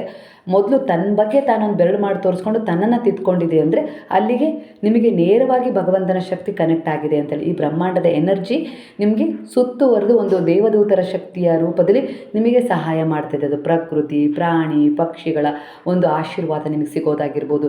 ಈ ರೀತಿ ಒಂದಿಷ್ಟು ಏಂಜಲ್ಸ್ ನಂಬರ್ ಕನೆಕ್ಟ್ ಆಗೋದಾಗಿರ್ಬೋದು. 555 ಆಗಿರ್ಬೋದು, 777, ಒಂದು 1111 ಆಗಿರ್ಬೋದು. ಈ ರೀತಿಯಾಗಿ ಒಂದಿಷ್ಟು ಎನರ್ಜಿಗಳು ನಿಮಗೆ ಕನೆಕ್ಟ್ ಆಗಿದ್ದಾವೆ. ಇವು ಯಾಕೆ ಕನೆಕ್ಟ್ ಆಗ್ತಾ ಇದ್ದಾವೆ ಅಂದರೆ, ನಿಮ್ಮ ಒಂದು ಉತ್ತಮವಾದ ನಿರ್ಧಾರಗಳಿಗೆ ಅವು ಎಲ್ಲೋ ಒಂದು ರೀತಿಯಲ್ಲಿ ಸಹಾಯ ಮಾಡಲಿಕ್ಕೆ ಬಂದಿದ್ದಾವೆ. ಮನುಷ್ಯ ಕೆಟ್ಟ ನಿರ್ಧಾರಗಳನ್ನು ತಗೊಳ್ಳೋದಕ್ಕಿಂತ ಉತ್ತಮವಾದ ನಿರ್ಧಾರಗಳನ್ನು ತಗೊಂಡಾಗ ಆ ಒಂದು ಬ್ರಹ್ಮಾಂಡದ ಎನರ್ಜಿ ವೇಗವಾಗಿ ಕನೆಕ್ಟ್ ಆಗುತ್ತೆ. ಅದಕ್ಕೆ ತಕ್ಕ ಹಾಗೆ ನಿಮ್ಮ ಸುಪ್ತ ಮನಸ್ಸು ಕೂಡ ಇಲ್ಲಿ ನಿಮಗೆ ಸಹಾಯ ಮಾಡಿದೆ. ಹಾಗಾಗಿ ನಿಮ್ಮ ಅಫರ್ಮೇಷನ್ ಏನಿದೆಯಲ್ಲ, ಈ ಸಮಯದಲ್ಲಿ ಯಾವ ಸಂಕಲ್ಪವನ್ನು ತಗೊಂಡು ಏನೊಂದು ವ್ರತ ಮಾಡ್ತಾಯಿದ್ರು, ಇಲ್ಲ ಸಚ್ಚರಿತ್ರೆ ಪಾರಾಯಣ, ಭಗವದ್ಗೀತೆಯ ಪಾರಾಯಣ, ದೇವಿ ಪಾರಾಯಣ, ಈ ರೀತಿ ಏನೋ ಒಂದು ಮಾಡಬೇಕು ಅಂತೇಳಿ ಮನಸ್ಸಲ್ಲಿ ಅಂದ್ಕೊಂಡಿದ್ದೀರಲ್ಲ, ಹಾಗೆ ತೀರ್ಥಕ್ಷೇತ್ರಕ್ಕೆ ಹೋಗಬೇಕು, ಇಲ್ಲ ಈ ರೀತಿ ಸೇವೆ ಮಾಡಬೇಕು, ಉರುಳು ಸೇವೆ ಆಗಿರ್ಬೋದು, ಹೀಗೆ ಒಂದು ದೀಡು ನಮಸ್ಕಾರ ಈ ರೀತಿ ಅಂತಾರಲ್ಲ, ಆ ಎಲ್ಲ ಸೇವೆಗಳನ್ನು ಮಾಡಬೇಕು ಅಂತ ಹೇಳಿ ನಿಮ್ಮ ಮನಸ್ಸಲ್ಲಿ ಒಂದು ನೀವು ಅಂದ್ಕೊಂಡಿದ್ದೀರಾ, ಯೋಜನೆ ಹಾಕ್ಕೊಂಡಿದ್ದೀರಾ ಅಂದರೆ ಇದು ಪ್ರೀತ್ಯರ್ಥವಾಗಿ ನೀವು ಮಾಡಬೇಕು. ಅಂದರೆ ನನಗದರಲ್ಲಿ ಏನೋ ಬೇಕು, ಅದಕ್ಕೋಸ್ಕರ ನಾನು ನಿಮಗೆ ಮಾಡ್ತೀನಿ ಅನ್ನೋ ರೀತಿಯಲ್ಲಿ ಕೇಳಬಾರ್ದು. ನೀವು ಮಾಡಬೇಕು ಅಂತ ಯೋಜನೆ ಕನೆಕ್ಟ್ ಆಗಿದೆ ಇಲ್ಲಿ ಅಂದರೆ, ಅದಕ್ಕೆ ಇಲ್ಲಿ ಗುರುವು ಹೇಳ್ತಾ ಇದ್ದಾರೆ, ಎಚ್ಚರಿಸ್ತಾ ಇದ್ದಾರೆ, ಈ ರೀತಿ ಪ್ರಾರ್ಥನೆ ಮಾಡಬೇಡ, ನನಗೆ ಅದು ಬೇಕು ಇದು ಬೇಕು ಅನ್ನೋ ರೀತಿಯಲ್ಲಿ ಪ್ರಾರ್ಥನೆ ಮಾಡಬೇಡ, ಭಗವಂತ ನಿಮ್ಮ ಪ್ರೀತಿಗೋಸ್ಕರ ನಾನು ಮಾಡ್ತಾ ಇದ್ದೀನಿ ಅಂತ ಹೇಳಿ ಈ ರೀತಿ ಒಂದು ವಿನಮ್ರ ಭಾವದಿಂದ ನೀವು ಒಂದು ಏನು ಮಾಡಬೇಕು ಅಂತ ಅಂದ್ಕೊಂಡಿದ್ದೀರ ಆ ಸೇವೆಯನ್ನು ಮಾಡಿ. ಆಗ ನೋಡಿ ನಿಮ್ಮ ಜೀವನದಲ್ಲಿ ಚಮತ್ಕಾರವೇ ಆಗತ್ತೆ ಅನ್ನೋ ರೀತಿಯಲ್ಲಿ ಒಂದು ಸೂಚನೆ, ಗೈಡೆನ್ಸ್ ಕೊಡ್ತಾ ಇದ್ದಾರೆ ಗುರುವಾಗಿ. ಅವರು ನಿಮ್ಮ ಜೀವನದಲ್ಲಿ ನೀವು ತಪ್ಪು ನಿರ್ಧಾರವನ್ನು ತಗೊಂಡಾಗ ಅದನ್ನು ಸರಿಪಡಿಸಲೇಬೇಕಲ್ವ. ಹಾಗಾಗಿ ನಿಮ್ಮನ್ನು ಈ ರೀತಿ ಎನರ್ಜಿಗೆ ಕನ್ವರ್ಟ್ ಮಾಡ್ತಾ ಇದ್ದಾರೆ. ನೀವು ನಿಮ್ಮದೇ ಆದ ರೀತಿಯಲ್ಲಿ ಅದನ್ನು ಹೀಗೆ ಮಾಡಬೇಕು, ನನಗೆ ಮಗು ಆದರೆ ಇಲ್ಲ, ಮದುವೆ ಆದರೆ ಇಲ್ಲ, ನನ್ನವರು ಬಿಟ್ಟು ಹೋದವರು ಮರಳಿ ಬಂದರೆ, ಕೆಲಸದಲ್ಲಿ ಅಡೆತಡೆ ಆಗಿದೆ ಅದು ನಿವಾರಣೆ ಆಗಬೇಕು, ಮನೆ ಕಟ್ಟಬೇಕು, ಈ ರೀತಿ ಒಂದಿಷ್ಟು ಆಲೋಚನೆಗಳಿದ್ವು. ಅವುಗಳು ಆದರೆ ನಾನು ಈ ರೀತಿ ಸೇವೆ ಮಾಡ್ತೀನಿ, ಇಲ್ಲ ಆಗಬೇಕು ಅಂತ ಹೇಳಿ ಸೇವೆ ಮಾಡ್ತೀನಿ ಅಂತ ಅಂದ್ಕೊಂಡಿದ್ರಿ, ಅದು ಬೇಡ ಅಂತ ಇದ್ದಾರೆ ಗುರು. ಆ ರೀತಿ ನನಗೆ ಬೇಕು ಅದು ಬೇಕು ಇದು ಬೇಕು ಅಂಥೇಳಿ ಅವರಲ್ಲಿ ಶರಣಾಗೋದಕ್ಕಿಂತ ನೀವು ನಂಬಿದ ದೇವರಲ್ಲಿ, ಗುರುವಲ್ಲಿ ನೀವು ಹೇಗೆ ಶರಣಾಗಬೇಕು ಅಂದರೆ, ನಿಮ್ಮ ಪ್ರೀತ್ಯರ್ಥವಾಗಿ ನಾನು ದೇವಿ ಪಾರಾಯಣವನ್ನು ಮಾಡ್ತಾಯಿದ್ದೀನಿ, ಸಚ್ಚರಿತ್ರೆ ಪಾರಾಯಣವನ್ನು ಮಾಡ್ತಾಯಿದ್ದೀನಿ ಅನ್ನೋ ರೀತಿಲಿ ಒಂದು ಉರುಳು ಸೇವೆ ಆಗಿರ್ಬೋದು, ಈ ರೀತಿ ಏನೋ ಒಂದು ಕಸ ಗುಡಿಸ್ತಿರೋ ದೇವಸ್ಥಾನವನ್ನು, ಇಲ್ಲ ಅನ್ನದಾನವನ್ನು ಮಾಡಿಸ್ತಿರೋ, ಈ ರೀತಿ ನಿಮ್ಮ ಪ್ರೀತ್ಯರ್ಥವಾಗಿ, ನನಗಲ್ಲ ನಿಮಗೆ ಪ್ರೀತಿ ಆಗಲಿ, ನಿಮಗೆ ಸಂತೋಷ ಆಗಲಿ ಅಂತ ಮಾಡ್ತಾಯಿದ್ದೀನಿ ಭಗವಂತ ಅನ್ನೋ ರೀತಿಲಿ ಮಾಡಿದಾಗ, ಅಂದರೆ ಅವರನ್ನು ಸಂತೋಷಗೊಳಿಸುವ ರೀತಿಯಲ್ಲಿ ನಿಮ್ಮ ದೇಹವನ್ನು, ಮನಸ್ಸನ್ನು ದಂಡಿಸಿ, ಅಂದರೆ ಒಂದು ಸ್ಥಿರತೆಯಲ್ಲಿ ಇಟ್ಕೊಂಡು ನೀವು ಒಂದು ವ್ರತವನ್ನು, ಪೂಜೆಯನ್ನು, ಸಂಕಲ್ಪವನ್ನು ಮಾಡಿದಾಗ ಅವರಿಗೆ ಪ್ರೀತಿಯಾಗುವ ಹಾಗೆ, ಇಷ್ಟವಾಗುವ ಹಾಗೆ ಮಾಡಿದಾಗ ಅವರ ಆಶೀರ್ವಾದ ಯಾವ ರೀತಿ ಸಿಗುತ್ತೆ. ನನಗೆ ಬೇಕು ಇದು ಬೇಕು ಅದು ಬೇಕು ಅಂತೇಳಿ ನೀವು ಕೇಳಿ ಭಕ್ತಿ ಮಾಡಿದಾಗ ಅದು ವ್ಯಾಪಾರ ಆಗುತ್ತೆ. ಇಲ್ಲ, ನಿಮ್ಮ ಪ್ರೀತಿಗೋಸ್ಕರ ಮಾಡ್ತಿದ್ದೀನಿ ತಂದೆ ಅಂದಾಗ ಅವರ ಪ್ರೀತಿ ಅಂದರೆ ನೀವು ಏನು ಕೊಡ್ತಿರಲ್ಲ ಪ್ರೀತಿ, ಅದು ಮರಳಿ ಸಿಗುತ್ತೆ ಅನ್ನೋ ರೀತಿಲಿ ಕನೆಕ್ಟ್ ಆಗ್ತದೆ ಎನರ್ಜಿ. ಈ ರೀತಿಯಾಗಿ ಮಾಡಿ ಅನ್ನೋ ರೀತಿಲಿ ಗುರು ಗೈಡೆನ್ಸ್ ಕೊಡ್ತಿದ್ದಾರೆ. ಅವರ ಸೇವೆ ಮಾಡ್ತಾಯಿದ್ರು, ಬೇರೆ ಯಾವ ದೇವರ ಸೇವೆ ಮಾಡ್ತಿದ್ರು, ನಾನಾ ರೂಪಗಳು ನನ್ನದೇ ಅನ್ನೋ ರೀತಿಲಿ ಬರ್ತದೆ ವಿಚಾರ. ಅಂದರೆ ಇಲ್ಲಿ ನಾಮ ಹಲವಿರ್ಬೋದು, ಭಗವಂತನ ಶಕ್ತಿ ಒಂದೇ ಆಗಿದೆ. ಅದನ್ನೇ ಬಾಬಾ ಹೇಳಿರೋದು ಸಬ್ಕಾ ಮಾಲಿಕ್ ಏಕ್ ಹೈ ಅಂತ ಹೇಳಿ. ನೀವು ವಿಭಿನ್ನವಾದ ರೀತಿಯಲ್ಲಿ ಈಶ್ವರ, ಒಂದು ಆಂಜನೇಯ ಸ್ವಾಮಿ, ಹಾಗೆ ದೇವಿ ದುರ್ಗಾದೇವಿ ಆಗಿರ್ಬೋದು, ಹಾಗೆ ಒಂದು ವೀರಭದ್ರೇಶ್ವರ, ಈ ರೀತಿ ನಾನಾ ದೇವಿಗಳನ್ನು, ದುರ್ಗಮ್ಮ ದೇವಿ ಆಗಿರ್ಬೋದು, ಚೌಡೇಶ್ವರಿ ಆಗಿರ್ಬೋದು, ನಾಗದೇವತೆ ಆಗಿರ್ಬೋದು, ಯಲ್ಲಮ್ಮ ದೇವಿ ಆಗಿರ್ಬೋದು, ಈ ರೀತಿಯಾಗಿ ನೀವು ಪೂಜಿಸ್ತಾ ಇದ್ದೀರಾ ಅಂದರೆ ಇಲ್ಲಿ ಎಲ್ಲ ಶಕ್ತಿಗಳ ರೂಪ ಬೇರೆ ಬೇರೆ ಆಗಿದೆ, ಆದರೆ ಮೂಲ ಶಕ್ತಿ ಒಂದೇ ಆಗಿದೆ. ಹಾಗಾಗಿ ನಿಮ್ಮ ಇಷ್ಟದ ಎನರ್ಜಿ, ನಿಮ್ಮ ಇಷ್ಟದ ರೂಪವನ್ನು ನೀವು ಇಲ್ಲಿ ಪೂಜಿಸ್ತಾ ಇದ್ದೀರಿ. ಹಾಗಾಗಿ ಅದಕ್ಕೆ ನೀವು ಈ ರೀತಿಯಾಗಿ ನೀವು ಪೂಜೆಯನ್ನು ಸಲ್ಲಿಸಿ ಅನ್ನೋ ರೀತಿಯಲ್ಲಿ ಬಾಬಾ ನಿಮಗೊಂದು ಗೈಡೆನ್ಸ್ ಕೊಡ್ತಾ ಇದ್ದಾರೆ. ಈ ರೀತಿ ಇಷ್ಟು ದಿನ ತಪ್ಪು ಮಾಡ್ತಾ ಇದ್ರಿ, ಈಗ ಈ ರೀತಿ ಮಾಡಿ ನೋಡಿ, ನಿಮ್ಮ ಜೀವನದಲ್ಲಿ ಅದ್ಭುತ ಚಮತ್ಕಾರಗಳಾಗತ್ತೆ ಅನ್ನೋ ರೀತಿಯಲ್ಲಿ ನಿಮಗೊಂದು ಎಚ್ಚರಿಕೆ ಮತ್ತೊಂದು ಗೈಡೆನ್ಸ್, ಮಾರ್ಗದರ್ಶನ ಆಗಿರ್ಬೋದು, ಈ ರೀತಿ ಕೊಡ್ತಾ ಇದ್ದಾರೆ. ಅಂದರೆ ನನಗೆ ಅದು ಬೇಕು ಇದು ಬೇಕು ಅನ್ನೋ ರೀತಿಲಿ ನಾನು ನಿನಗೆ ಇದು ಕೊಡ್ತೀನಿ, ನೀನು ನನಗೆ ಅದು ಕೊಡು ಅನ್ನೋ ರೀತಿಲಿ ವ್ಯಾಪಾರ ಮಾಡಬೇಡಿ. ಅವರು ನಿಮ್ಮ ತಂದೆ ತಾಯಿ ಆಗಿದ್ದಾರೆ, ನಾನು ನಿಮಗೆ ತಂದೆ ತಾಯಿ ಆಗಿದ್ದೀನಿ ಅಂದಮೇಲೆ ನನ್ನ ಹತ್ರ ಯಾವ ರೀತಿ ವ್ಯವಹರಿಸಬೇಕು ಅನ್ನೋದನ್ನು ಅರ್ಥ ಮಾಡ್ಕೊಳ್ಳಿ ಅನ್ನೋ ರೀತಿಲಿ ಈ ರೀತಿ ಅರ್ಥಿಸ್ತಾ ಇದ್ದಾರೆ ನಿಮಗೆ. ಈ ಒಂದು ಸಂದೇಶದ ಅಗತ್ಯ ನಿಮಗಿತ್ತು ಅನಿಸುತ್ತೆ. ಇದು ಗೊಂದಲದಲ್ಲಿತ್ತು, ನಿಮ್ಮ ಮನಸ್ಸಲ್ಲಿ ಆಲೋಚನೆ ಸರಿ ಅನಿಸ್ತು ಅಂತೇಳಿ ಈಗ ಅನಿಸುತ್ತೆ. ಅದರ ಪ್ರಕಾರ ನೀವೀಗ ಮುಂದಿನ ಹೆಜ್ಜೆಯನ್ನು ಇಡ್ತೀರ. ಅದಕ್ಕೆ ತಕ್ಕ ಹಾಗೆ ನಿಮಗೆ ಪರಿವರ್ತನೆ ಸಿಗುತ್ತೆ. ಏನೇ ಆದರೂ ಅದು ಕಾರಣ ಇಲ್ಲದೆ ಆಗಿರೋದಿಲ್ಲ, ಒಂದು ಕಾರಣದಿಂದನೇ ಆಗಿರುತ್ತೆ. ಆ ನಂಬಿಕೆಗೆ ಬಲವಾಗಿ ನೀವು ಅವರಲ್ಲಿ ಪ್ರೀತ್ಯರ್ಥವಾಗಿ ಅನ್ನೋ ರೀತಿಯಲ್ಲಿ ಶರಣಾಗಿಸ್ಬಿಟ್ರೆ ಖಂಡಿತವಾಗಿ ಅವರ ಆಶೀರ್ವಾದ ಅದೇ ಪ್ರೀತ್ಯರ್ಥವಾಗಿ ನಿಮಗೆ ಸಿಗುತ್ತೆ. ಒಟ್ಟಾರೆಯಾಗಿ ನಿಮ್ಮ ಮನಸ್ಸಲ್ಲಿ ನಡೀತಾ ಇರುವ ಒಂದು ದ್ವಂದ್ವದ ಪ್ರಶ್ನೆಗೆ ಉತ್ತರ ಈ ರೀತಿಯಾಗಿ ಸಿಕ್ಕಿದೆ. ಅಂದರೆ ಭಗವಂತನನ್ನು, ಭಗವತಿಯನ್ನು ಸರಳವಾಗಿ ಪೂಜಿಸಿ, ಅವಳಿಗೆ ನಿಮ್ಮಿಂದ ಆಡಂಬರ ಬೇಕಾಗಿಲ್ಲ, ವೈಭೋಗದ ಪೂಜೆ ಬೇಕಾಗಿಲ್ಲ. ಅವಳಿಗೆ ನಿಮ್ಮ ನಿಸ್ವಾರ್ಥದ ಸೇವೆಯ ಭಕ್ತಿ ಬೇಕು ಅಂತ ಕೇಳ್ತಾ ಇದ್ದಾರೆ ಆ ದೇವರು ಅನ್ನೋದನ್ನು ಗುರು ನಿಮಗಿಲ್ಲಿ ಅರಿವಿನ ಮೂಲಕ ಮನವರಿಕೆ ಮಾಡಿಸ್ತಿದ್ದಾರೆ. ನನಗೂ ಕೂಡ ಅದೇ ರೀತಿ ನೀವು ಪ್ರಾಣಿ ಪಕ್ಷಿಗಳಲ್ಲಿ ತೋರಿಸ್ತಾ ಇರುವ ದಯೆ, ಪ್ರೀತಿ, ಕಾಳಜಿ, ಪ್ರೇಮ, ಹಾಗೆ ಒಂದು ಮನುಷ್ಯತ್ವ, ಮಾನವೀಯತೆಯಿಂದ ನಡ್ಕೊಳ್ತಾ ಇದ್ದೀರಾ ಅಂದರೆ ಅದೆಲ್ಲವೂ ನನ್ನ ಸೇವೆಯಾಗಿದೆ. ಅದೆಲ್ಲವೂ ನಾನು ಅಭಿಷೇಕ, ಪೂಜೆ, ಹಾಗೆ ಅಲಂಕಾರ, ನೈವೇದ್ಯ ಅನ್ನೋ ರೂಪದಲ್ಲಿ ಸ್ವೀಕರಿಸ್ತಾ ಇದ್ದೀನಿ. ನಾನು ಪ್ರಸನ್ನನಾಗಿದ್ದೀನಿ. ಅದಕ್ಕೆ ತಕ್ಕ ಹಾಗೆ ನಿಮ್ಮ ಜೀವನದಲ್ಲಿ ನಿಮಗೆ ಕೆಲವೊಂದಿಷ್ಟು ಭೌತಿಕ ಅರಿವನ್ನು ಮೂಡಿಸ್ತಾ ಇದ್ದೀನಿ ಅನ್ನೋ ರೀತಿಯಲ್ಲಿ ಗುರುವಿನ ಎನರ್ಜಿ ಕನೆಕ್ಟ್ ಆಗ್ತದೆ. ಕೆಲವೊಂದು ಸಂಬಂಧಗಳಲ್ಲಿ ಸ್ವಲ್ಪ ಬ್ಲಾಕೇಜ್ ಆಗಿದೆ, ಅಂದರೆ ಸ್ಟ್ರಕ್ ಆಗಿದೆ ಎನರ್ಜಿ. ಅವರು ಬೇರೆ ರೀತಿಯಲ್ಲಿ ವ್ಯವಹರಿಸ್ತಾ ಇದ್ದಾರೆ, ಇಲ್ಲ ನಿಮ್ಮನ್ನು ನಿಂದಿಸ್ತಾ ಇರ್ಬೋದು, ಅವಮಾನಿಸ್ತಾ ಇರ್ಬೋದು, ಇಲ್ಲ ನಿಮ್ಮನ್ನು ಎಲ್ಲೋ ಒಂದು ರೀತಿಯಲ್ಲಿ ಹಿಂಸಿಸ್ತಾ ಇರ್ಬೋದು. ನಿಮಗೆ ಕೆಲವೊಂದು ವಿಚಾರಗಳಲ್ಲಿ ಮುಂದೆ ಹೋಗೋಕ್ಕೆ ತಡೀತಾ ಇರ್ಬೋದು ಅನ್ನೋ ರೀತಿಯಲ್ಲಿ, ಅಂದರೆ ನಿರ್ಬಂಧ ಹೇರ್ತಾ ಇರ್ಬೋದು ನಿಮ್ಮ ಮೇಲೆ ಅನ್ನೋ ರೀತಿಯಲ್ಲಿ ಕಾಣಿಸ್ತಾ ಇದೆ. ಆದರೆ ಕೆಲವೊಂದು ವಿಚಾರಗಳಲ್ಲಿ ಧೈರ್ಯವಾಗಿ ಆ ಪರಿಸ್ಥಿತಿಗಳನ್ನು ನೀವು ಎದುರಿಸಬೇಕು. ಆತ್ಮದ ಉದ್ದೇಶ ಕೆಲವೊಂದು ಸರಿ ಅದನ್ನು ಸಹಿಸ್ಕೋ ಅಂತಲೇ ಹೇಳ್ತಾ ಇರೋದಿಲ್ಲ. ಅದರಲ್ಲಿ ಬದಲಾವಣೆ ಬೇಕು ಅಂದರೆ ಒಂದು ಧೈರ್ಯದ ಹೆಜ್ಜೆನ ನೀವು ಮುಂದಿಡಬೇಕು, ಆಗ ಅದರಲ್ಲಿ ಬದಲಾವಣೆ ಸಿಗುತ್ತೆ ಅನ್ನೋ ರೀತಿಯಲ್ಲೂ ಕೂಡ ಕನೆಕ್ಟ್ ಆಗ್ತದೆ. ಎಲ್ಲಿವರೆಗೂ ನೀವು ಅದನ್ನು ಸಹಿಸ್ಕೊಳ್ತೀರೋ ಅಲ್ಲಿ ನೀವು ಪಾಠ ಕಲಿಬೇಕು ಅಂತೇಳಿ ಅಂಥದ್ದೇ ಒಂದಿಷ್ಟು ವಿಚಾರಗಳು ಎದುರಾಗ್ತಾ ಇರ್ತವೆ. ಹಾಗಾಗಿ ಹೊಸ ಆರಂಭ ಬೇಕು ಅಂತೇಳಿ ಬಯಸ್ತಾ ಇದ್ದೀರಾ ಅಂದರೆ ಅದನ್ನು ಎದುರಿಸುವ ಒಂದಿಷ್ಟು ಮನಸ್ಥಿತಿಯನ್ನು ಕೂಡ ಧೈರ್ಯವಾಗಿ ನೀವು ನಿರ್ಧಾರಗಳ ಮೂಲಕ ತಗೊಳ್ಬೇಕು. ಆಗ ಖಂಡಿತ ಬದಲಾವಣೆ ಆಗುತ್ತೆ. ಕೆಲವರನ್ನು ಬದಲಾಯಿಸಬೇಕು ಅಂತ ಪ್ರಯತ್ನಿಸ್ತಾ ಇದ್ದಾರೆ, ಅವರಿಂದ ಏನಾದ್ರು ಎಕ್ಸ್ಪೆಕ್ಟೇಷನ್ ಇಟ್ಕೊಂಡಿದ್ದೀರಲ್ಲ, ಅವರಿಂದ ದೂರ ಆಗಬೇಕು ಅಂತ ಬಯಸ್ತಿದ್ದಾರೆ. ಇವೆಲ್ಲವೂ ನಿಮ್ಮ ರೀತಿಯಲ್ಲಿ ಬದಲಾಗಬೇಕು ಅಂದರೆ ಮೊದಲು ನಿಮ್ಮ ಒಂದು ಹೆಜ್ಜೆ ಇರುತ್ತಲ್ಲ, ಅದು ಅರಿವಿನ ರೀತಿಯಲ್ಲಿ ಧೈರ್ಯವಾಗಿ ಇಡಬೇಕು. ಒಟ್ಟಾರೆಯಾಗಿ ನಿಮ್ಮ ಜೀವನದಲ್ಲಿ ಒಂದು ಹೊಸ ಪ್ರಾರಂಭ ಖಂಡಿತ ಆಗತ್ತೆ. ಅದು ಒಂದಿಷ್ಟು ವಿಚಾರಗಳಲ್ಲಿ ತಿರುವು ಮುರುವು ಮಾಡುತ್ತೆ ಅನ್ನೋ ರೀತಿಯಲ್ಲಿ ಏರಿಳಿತ ಕಾಣಿಸುತ್ತೆ. ಆದರೆ ಅದು ಖಂಡಿತವಾಗಿಯೂ ಆ ಒಂದು ಪರಿಸ್ಥಿತಿಯನ್ನು, ಆ ವ್ಯಕ್ತಿಯನ್ನು, ಆ ವಿಚಾರವನ್ನು ಸಂಭಾಳಿಸುತ್ತೆ. ಧೈರ್ಯದ ಹೆಜ್ಜೆಯನ್ನು ನೀವು ಇಟ್ಟು ನೋಡಿ. ಅದು ಹಾಗಾಗ್ಬೋದಾ, ಹೀಗಾಗ್ಬೋದಾ, ಇಲ್ಲ ಏರಿಳಿತ ಕಾಣ್ಬೋದಾ, ಇಲ್ಲ ಯಾವುದಾದ್ರೂ ರೀತಿಯಲ್ಲಿ ಸಮಸ್ಯೆ ಆಗ್ಬೋದಾ ಅನ್ನೋ ರೀತಿಯಲ್ಲಿ ಎಲ್ಲಿವರೆಗೂ ಭಯದಿಂದ ಇರ್ತೀರೋ, ಸತ್ಯವನ್ನು ಎದುರಿಸ್ದೆ ನೀವು ಎಲ್ಲಿವರೆಗೂ ಸುಳ್ಳನ್ನೇ ಒಪ್ಕೊಂಡು ಬದುಕ್ತಾ ಇರ್ತೀರೋ ಭ್ರಮೆಯಲ್ಲಿ, ಅಲ್ಲಿವರೆಗೂ ನಿಮಗಿಂಥ ಸಂಕಷ್ಟಗಳು ತಪ್ಪಿದ್ದಲ್ಲ ಅನ್ನೋ ರೀತಿಯಲ್ಲಿ ಧೈರ್ಯವಾಗಿ ಒಂದಿಷ್ಟು ಬದಲಾವಣೆ ಮಾಡಬೇಕು ಅಂದರೆ ಒಂದಿಷ್ಟು ಏರಿಳಿತಗಳು ಕಂಡೇ ಕಾಣ್ತವೆ. ಆಗ ನಿಮ್ಮ ವ್ಯಕ್ತಿತ್ವಕ್ಕೆ ತಕ್ಕ ಹಾಗೆ ಒಂದಿಷ್ಟು ಬದಲಾವಣೆಗಳು, ಇಲ್ಲ ಅವರ ವ್ಯಕ್ತಿತ್ವದಲ್ಲಿ ಬದಲಾವಣೆಗಳನ್ನು ನೋಡಲಿಕ್ಕೆ ಸಾಧ್ಯ ಅನ್ನೋ ರೀತಿಯಲ್ಲಿ ವಿಚಾರ ಕನೆಕ್ಟ್ ಆಗ್ತದೆ. ಅಬಂಡೆನ್ಸ್ ಅನ್ನೋದು ಅಂದರೆ ಸಮೃದ್ಧಿ ಅನ್ನೋದು ಒಂದೇ ರೀತಿಯಲ್ಲಿ ಬರೋದಿಲ್ಲ. ಅದು ನಿಮ್ಮ ನಂಬಿಕೆಗೆ ಅನುಸಾರವಾಗಿ ನಿಮ್ಗೆ ಈ ಸಮಯದಲ್ಲಿ ಯಾವ ರೀತಿ ಪರಿವರ್ತನೆ ಬೇಕು. ಆರೋಗ್ಯ ಸುಧಾರಣೆ ಆಗಬೇಕಾ, ಅದಕ್ಕೊಬ್ಬರು ವೈದ್ಯರು ಬೇಕಾ, ಅದಕ್ಕೊಬ್ಬರು ಭರವಸೆ ಕೊಡೋರು ಬೇಕಾ, ಅದಕ್ಕೊಂದು ಮಾರ್ಗದರ್ಶನ ನೀಡೋರು ಬೇಕಾ, ಸಹಾಯ ಮಾಡೋರು ಬೇಕಾ, ಈ ರೀತಿ ಕೂಡ ಅಬಂಡೆನ್ಸ್ ಅನ್ನೋದು ಬರ್ತಾ ಇದೆ. ಅದು ಕೂಡ ಒಂದು ಸಮೃದ್ಧಿನೇ ಅಲ್ವಾ. ನಿಮ್ಮ ಸಮಸ್ಯೆಗೆ ಪರಿಹಾರ ಯಾವುದೋ ಒಂದು ರೂಪದಲ್ಲಿ ನಿಮಗೆ ಬೇಕಾಗಿದೆ, ಹಣದ ರೂಪದಲ್ಲಿ, ಒಂದು ಆರೋಗ್ಯದ ರೂಪದಲ್ಲಾಗಿರ್ಬೋದು, ಇಲ್ಲ ಸಂಬಂಧಗಳನ್ನು ಬದಲಾಯಿಸ್ಕೊಳ್ಳೋ ರೂಪದಲ್ಲಿ, ಪರಿವರ್ತನೆ ಮಾಡ್ಕೊಳ್ಳೋ ರೂಪದಲ್ಲಿ, ಈ ರೀತಿ ಕೂಡ ಅಬಂಡೆನ್ಸ್ ಒಂದು ಸಹಾಯದ ಮೂಲಕ ನಿಮ್ಮ ಬಳಿ ಬರ್ತಾ ಇದೆ. ಅದನ್ನು ಸ್ವೀಕರಿಸಿ. ಗುರು ನಿಮಗೆ ಎಲ್ಲ ರೀತಿಯಲ್ಲೂ ಸಹಾಯ ಮಾಡುವ ಒಂದು ಯೋಜನೆಯನ್ನು ಮಾಡಿದ್ದಾರೆ. ಅವರ ಒಂದು ಯೋಜನೆ ನಿಮ್ಮ ಪರವಾಗಿದೆ, ಯಾಕಂದರೆ ನೀವು ಅವರ ಶರಣದಲ್ಲಿದ್ದೀರ. ಹಾಗಾಗಿ ಮೊದಲಿಗೆ ಅವರಿಂದ ಗೈಡೆನ್ಸ್ ಸಿಗುತ್ತೆ, ಕೆಲವು ಪರೀಕ್ಷೆಗಳು ಎದುರಾಗ್ತವೆ. ಆಮೇಲೆ ನಿಮ್ಮ ವ್ಯಕ್ತಿತ್ವ ಹೇಗಿರಬೇಕು ಅಂತೇಳಿ ಅವರು ಧೈರ್ಯವಾಗಿ ಅದನ್ನು ಎದುರಿಸುವ ಒಂದಿಷ್ಟು ವಿಚಾರದಲ್ಲಿ ನಿಮ್ಮನ್ನು ಪರಿವರ್ತನೆಗೊಳಿಸ್ತಾರೆ. ಒಟ್ಟಾರೆಯಾಗಿ ನಿಮ್ಮಿಂದ ಯಾವುದೇ ರೀತಿ ಕೆಟ್ಟದಾಗೋದಿಲ್ಲ, ಯಾಕಂದರೆ ನೀವು ಈಗಾಗಲೇ ಸಾಕಷ್ಟು ಅನುಭವಿಗಳಾಗಿದ್ದೀರಾ ಅನ್ನೋ ರೀತಿಯಲ್ಲಿ. ಕರ್ಮ ಹೇಗೆ ಕೆಲಸ ಮಾಡುತ್ತೆ, ಯಾವುದನ್ನು ತಗೊಳ್ಬೇಕು, ಯಾವುದನ್ನು ಬಿಡಬೇಕು, ಎಲ್ಲವನ್ನು ತಿಳಿಯಾಗಿ ಅರ್ಥ ಮಾಡ್ಕೊಂಡಿದ್ದೀರಾ. ಅಂದರೆ ಕೆಸರು ನೀರಿನಂತಿದ್ದ ನಿಮ್ಮ ಮನಸ್ಥಿತಿ ಹಿಂದೆ ಈಗ ತಿಳಿನೀರಾಗ್ತಾ ಇದೆ. ತಿಳಿನೀರಾಗಿದೆ ಅಂದರೆ ಅದರಲ್ಲಿ ಸ್ಪಷ್ಟವಾದ ನಿಮ್ಮ ಮುಖ, ವ್ಯಕ್ತಿತ್ವ ಕಂಡೇ ಕಾಣುತ್ತೆ ಅಲ್ವಾ, ಕನ್ನಡಿ ರೀತಿಯಲ್ಲಿ.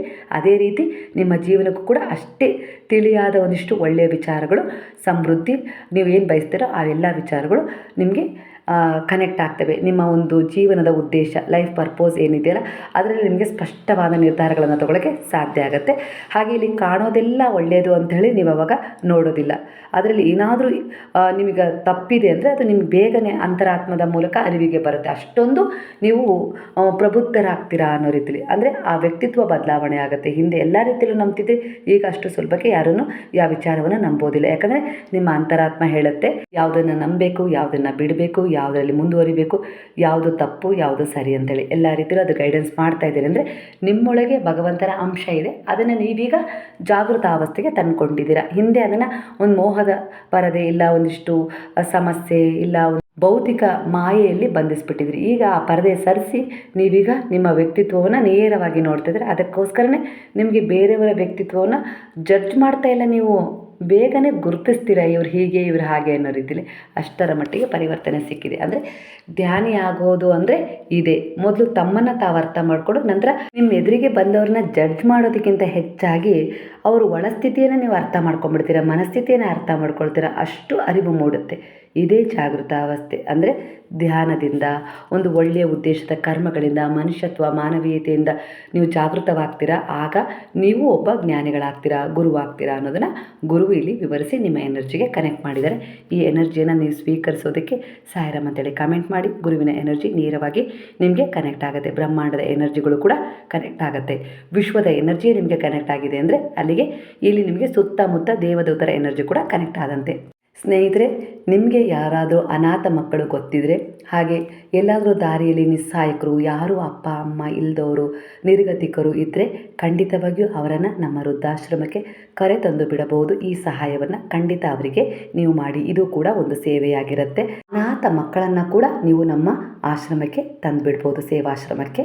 ಮತ್ತೊಮ್ಮೆ ನಮ್ಮ ಸಾಯಿ ಸೇವಾ ಆಶ್ರಮಕ್ಕೆ ಯಾರೆಲ್ಲ ಸೇವೆಯನ್ನು ಮಾಡ್ತಾಯಿದ್ರೋ ಖಂಡಿತವಾಗಿಯೂ ನಿಮ್ಮ ಸೇವೆಗೆ ನಮ್ಮ ವಿನಮ್ರವಾದ ಕೃತಜ್ಞತೆಯ ಧನ್ಯವಾದಗಳನ್ನು ತಿಳಿಸ್ತಾ ಇದ್ದೀನಿ.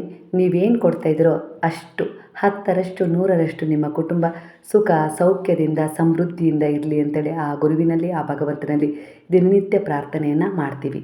ನನ್ನ ಫೋನ್ ನಂಬರ್ ಕೂಡ ಹಾಕಿರ್ತೀನಿ. ಹಾಗೆ ನಾನಿಲ್ಲಿ QR ಕೋಡನ್ನು ಕೂಡ ಹಾಕಿರ್ತೀನಿ. ನಿಮ್ಮ ಸೇವೆಯನ್ನು ಇದಕ್ಕೆ ತಲುಪಿಸಿ. ನಮ್ಮಿಂದ ನಿಮಗೆ ಏನಾದರೂ ಸಲಹೆ ಬೇಕಾದಲ್ಲಿ ನನ್ನ ಫೋನ್ ನಂಬರ್ಗೆ ಕರೆ ಮಾಡಿ. ಬೆಳಗ್ಗೆ 9ರಿಂದ 10 ಗಂಟೆಯವರೆಗೂ, ಹಾಗೆ ರಾತ್ರಿ 9 ಗಂಟೆಯಿಂದ 10 ಗಂಟೆಯವರೆಗೂ ನಾನು ನಿಮ್ಮ ಕರೆಯನ್ನು ಸ್ವೀಕರಿಸ್ತೇನೆ. ಮಧ್ಯದಲ್ಲಿ ನನಗೂ ಕೂಡ ವೃದ್ಧಾಶ್ರಮದ ಕೆಲಸ, ಹಾಗೆ ನನ್ನ ಕುಟುಂಬದ ಸ್ವಲ್ಪ ಕೆಲಸ ಕಾರ್ಯಗಳಿರ್ತವೆ. ಸ್ವಲ್ಪ ಸಹಕರಿಸಿ ಸ್ನೇಹಿತರೆ. ಹಾಗಾದರೆ ಈಗೆಲ್ಲರೂ ಸೇರಿ ಹೇಳೋಣವಾ? ಹರೇ ರಾಮ ರಾಮ ರಾಮ ಹರೇ ಹರೇ, ಹರೇ ಕೃಷ್ಣ ಕೃಷ್ಣ ಕೃಷ್ಣ ಹರೇ ಹರೇ, ಹರೇ ಸಾಯಿ ಸಾಯಿ ಸಾಯಿ ಹರೇ ಹರೇ, ಹರೇ ಬಾಬಾ ಬಾಬಾ ಬಾಬಾ ಹರೇ ಹರೇ, ಹರೇ ದತ್ತ ದತ್ತ ದತ್ತ ಹರೇ ಹರೇ.